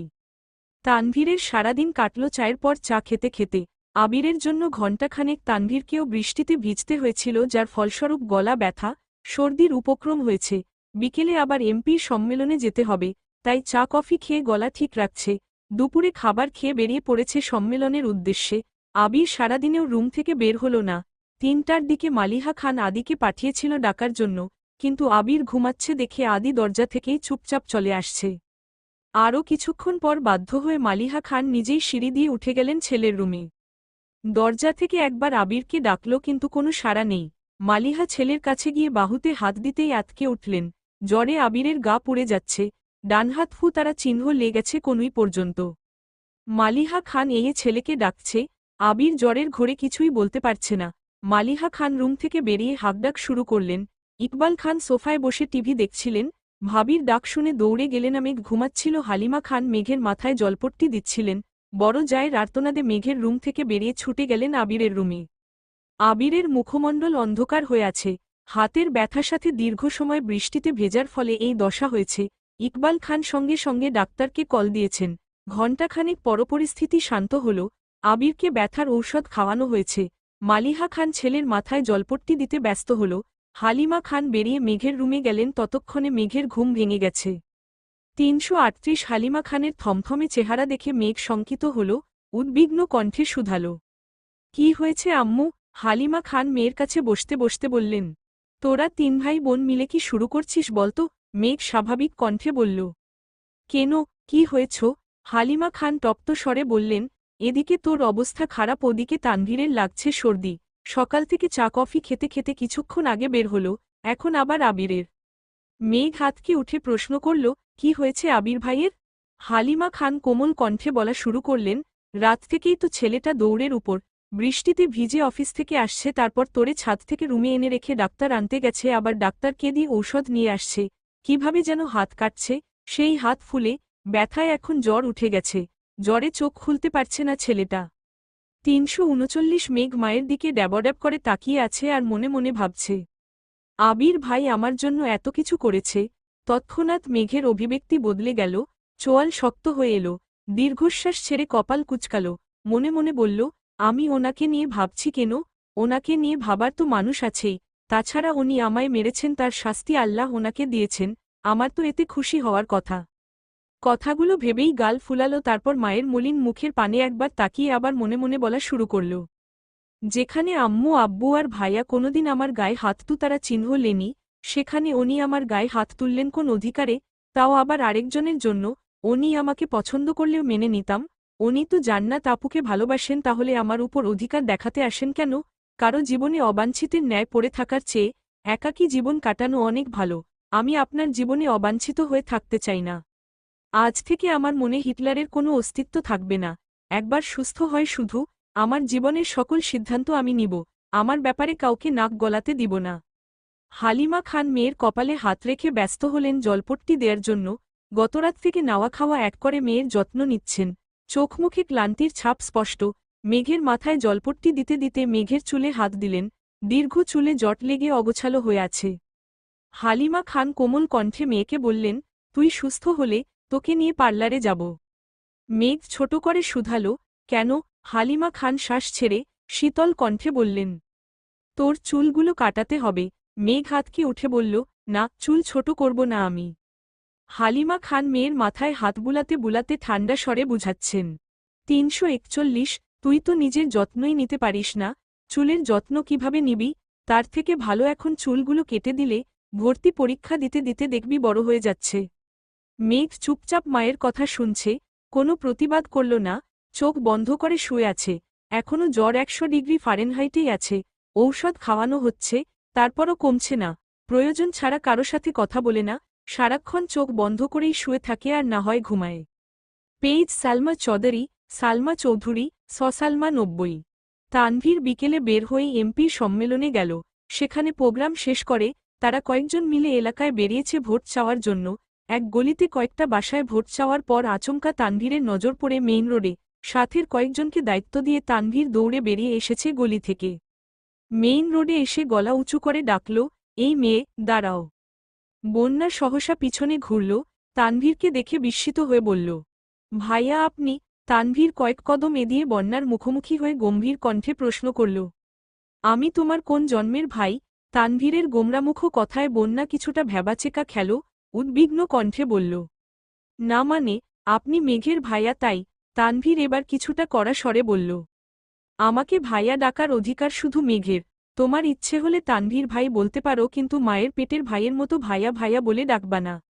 বন্যা আস্তে আস্তে বিড়বিড় করল, মেঘের ভাইগুলো এমন কাঠখোট্টা কেন? এতদিন শুধু মেঘের মুখেই শুনতাম, এখন দেখি সত্যি সত্যি। তানভীর টিস্যু দিয়ে নাক মুখে ছোট করে শুধাল, কোথায় যাওয়া হচ্ছিল? বন্যা তটস্থ হয়ে বলল, ফুচকা খেতে। বন্যা পুনরায় স্বাভাবিক কণ্ঠে প্রশ্ন করল, আপনি এখানে কেন ভাইয়া? প্রশ্ন শেষ করার আগেই চোখ পড়ল তানভীরের দিকে। তানভীর তীক্ষ্ণ দৃষ্টিতে চেয়ে আছে। বন্যা ঢুক গিলে ছোট করে বলল, সরি তানভীর ভাই। তানভীর মুচকি হেসে উত্তর দিল, সামনেই নির্বাচন, তাই ভোট চাইতে এসেছিলাম। বন্যা নিরুদ্বেগ কণ্ঠে বলল। তানভীর কপাল কুঁচকে বলল, এভারে রিয়েক্ট করলা কেন? আমাদের এমপিকে কি পছন্দ না? ভোট দিবা না? বন্যা আতঙ্কিত হয়ে তাকালো তানভীরের দিকে, ডানে বামে মাথা নাড়িয়ে বলল, না না, তেমন কোনো বিষয় না, তাছাড়া আমি তো ভোটারই হয়নি। তানভীর বিরক্তি নিয়ে বলল, তাতে কি হয়েছে? তোমার আব্বু, আম্মু, বড় বোন তো আছে, তারা তো ভোটার।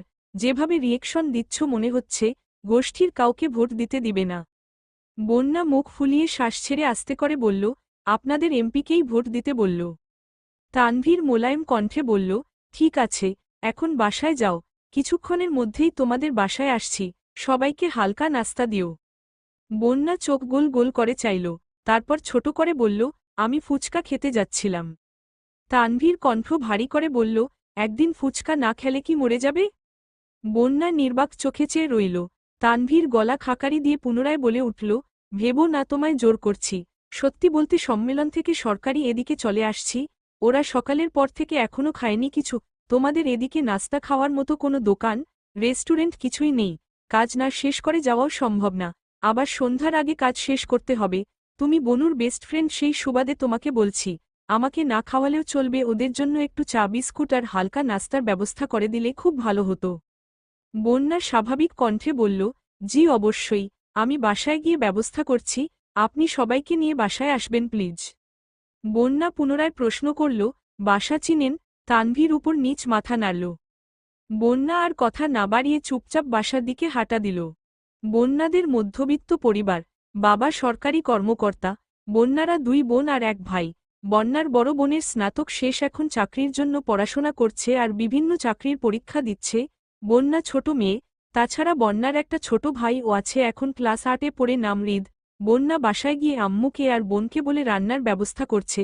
কিছুক্ষণ সময়ের মধ্যেই নুডলস, পাকোড়া, ফিরনির সাথে চা বিস্কুট রেডি করে ফেলেছে। কিছুক্ষণ পর হাজির হলো সকলে। এলাকার সব বাড়িতে বলে শেষের দিকেই গিয়েছে বন্যাদের বাসায়। কলিং বেল চাপতেই কিছুক্ষণের মধ্যে বন্যা এসে দরজা খুলে দিল। তানভীর 2টা শপিং ব্যাগ এগিয়ে দিল বন্যার দিকে। সবাইকে বসতে বলে বন্যা ভিতরে চলে গেছে। বন্যার আম্মু সকলকে নাস্তা দিতে ব্যস্ত।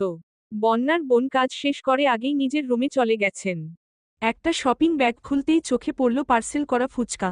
বন্যা আশ্চর্য নয়নে তাকিয়ে আছে আর বিড়বিড় করে বলছে, তানভীর ভাই আমার জন্য ফুচকা এনেছেন? উনি কবে থেকে এত ভালো মানুষ হলেন? তারপর দ্বিতীয় শপিং খুলে দেখল এতে আপেল, মালটা আরও কি ফল। বন্যাদের বাসায় টুকটাক নাস্তা করে বেরিয়ে পড়ছে সকলে। বন্যা রান্নাঘর থেকে বেরিয়ে মায়ের সাথে মেইন গেট পর্যন্ত এসে দাঁড়িয়েছে। তানভীর হাসিমুখে বন্যার মায়ের বিদায় নিল। তারপর বন্যার দিকে চেয়ে স্বাভাবিক কণ্ঠে বলল, তোমার বান্ধবী অসুস্থ, খোঁজ নিও ওর, আসছি। তারপর চুপচাপ বেরিয়ে চলে গেল তানভীর। পেইজ সালমা চৌধুরী, সালমা চৌধুরী, সসালমা 90। তানভীর যাওয়ার পরপরই বন্যা রুমে এসে মেঘকে কল দিল। টানা দুবার কল বেজে শেষ হয়েছে, তৃতীয়বার রিসিভ হল। বন্যা চিন্তিত স্বরে শুধালো, তুই নাকি অসুস্থ, কি হয়েছে তোর? মেঘ জ্বরের ঘোরে কথা বলতে পারছে না, কাপা কাপা গলায় বলল, জ্বর। তোকে কে বলল? বন্যা স্বাভাবিক কণ্ঠে জবাব দিল, তানভীর ভাই আসছিল, উনিই বলে গেলেন। মেঘ কপাল কুঁচকে গলায় একটু জোর দিয়ে বলল, ভাইয়া তোদের ওখানে গেছিল কেন? বন্যা বলল, আমাদের এলাকাতে ভোট চাইতে এসেছিলেন, আরও কয়েকজন ছিল, আমাদের বাসায় হালকা নাস্তা করে গেছেন আর তোর কথা বলে গেছেন। মেঘ ঠান্ডা কণ্ঠে বলল, ওহ আচ্ছা। বন্যা পুনরায় শুধাল, জ্বর কি বেশি? আর জ্বর কিভাবে বাঁধালি? মেঘ ভরাট শীতল কণ্ঠে উত্তর দিল, অনেক জ্বর, এমনই উঠছে। মেঘ মনে মনে ভাবছে, আবির ভাই থাপ্পড় মেরেছে, এটা কোনোভাবেই বন্যাকে বলা যাবে না। বন্যা উত্তেজিত কণ্ঠে বলল, বেবি শুন না। মেঘ জ্বরের ঘোরেই বলছে, বল শুনছি। বন্যা দ্বিগুণ উত্তেজিত কণ্ঠে বলল, জানিস তোর ভাই তো আমার জন্য ফুচকা নিয়ে আসছে আজ। মেঘ এবার চোখ গোল গোল করে চাইল, গলা ঝেড়ে বলল, কাহিনী কি, পুরোটা বল। বন্যা এবার স্বাভাবিক কণ্ঠে সম্পূর্ণ ঘটনা খুলে বলল। সবটা শোনার পর মেঘের সোজাসাপটা উত্তর, শুন, আমার ভাই যতই রাগ দেখাক না কেন, দিনশেষে আমার পছন্দের সব জিনিস ভাইয়াই এনে দেয়। আবির ভাইয়ের মতো এত নিষ্ঠুর না, তাই ভবিষ্যতে আমার ভাইয়াকে নিয়ে বাজে কথা বলবি না। বন্যা উদ্বিগ্ন কণ্ঠে বলল, আবির ভাইয়ের সাথে আবার কিছু হয়েছে নাকি? মেঘ থাপ্পড়ের কথা এড়িয়ে গিয়ে বলল, ওনার ফোনে একটা মেয়ের ছবি দেখেছি, তাছাড়া জান্নাত আপুর সাথেও গতকাল কত মধুর স্বরে কথা বলেছেন, আমার মনে হয় জান্নাত আপুকেই উনি পছন্দ করেন। বন্যা বিরক্তি নিয়ে বলা শুরু করল, ফালতু ব্যাটারে নিয়ে একদম ভাববি না তুই, তোর জন্য কিউট একটা বয়ফ্রেন্ড খুঁজে দিব। তুই কোনো চিন্তা করিস না, ওই ব্যাটার কথা তো ভুলেও ভাববি না। ওই ব্যাটা কি হারাচ্ছে সেটা একদিন ঠিক বুঝবে। উদ্ধৃতি চিহ্ন।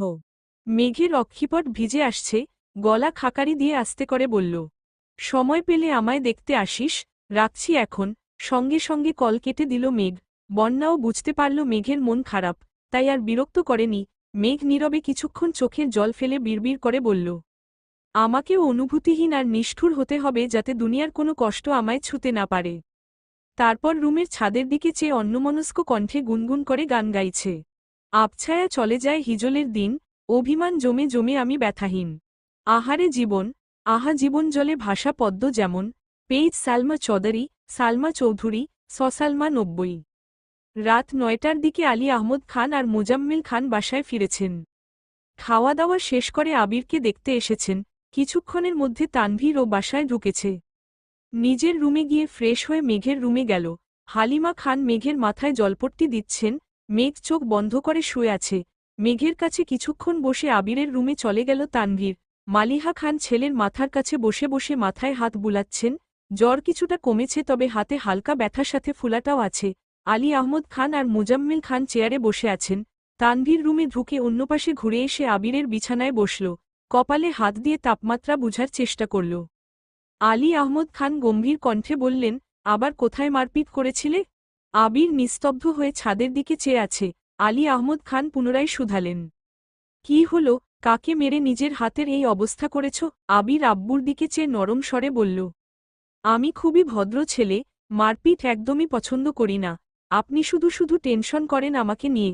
আবিরের ভাবের কথা শুনে তানভীর বিস্ময় চোখে চেয়ে আছে আর মনে মনে বলছে, বাহ ভাইয়া বাহ, কি নাটকটায় না করছ। বলতেই হয়, আপনি গুরু আমি শিষ্য, বুদ্ধি আমার কম, আপনি বুঝাইয়া দিলে বুঝিতে সক্ষম। মোজাম্মেল খান কঠিন স্বরে বলে উঠলেন, মারপিট যদি নাই করবা তাহলে এই অবস্থা হলো কেন শরীরের? আবির আমতা আমতা করে বলল, রাস্তায় কিসের সাথে ধাক্কা লেগে কেটে গেছিল।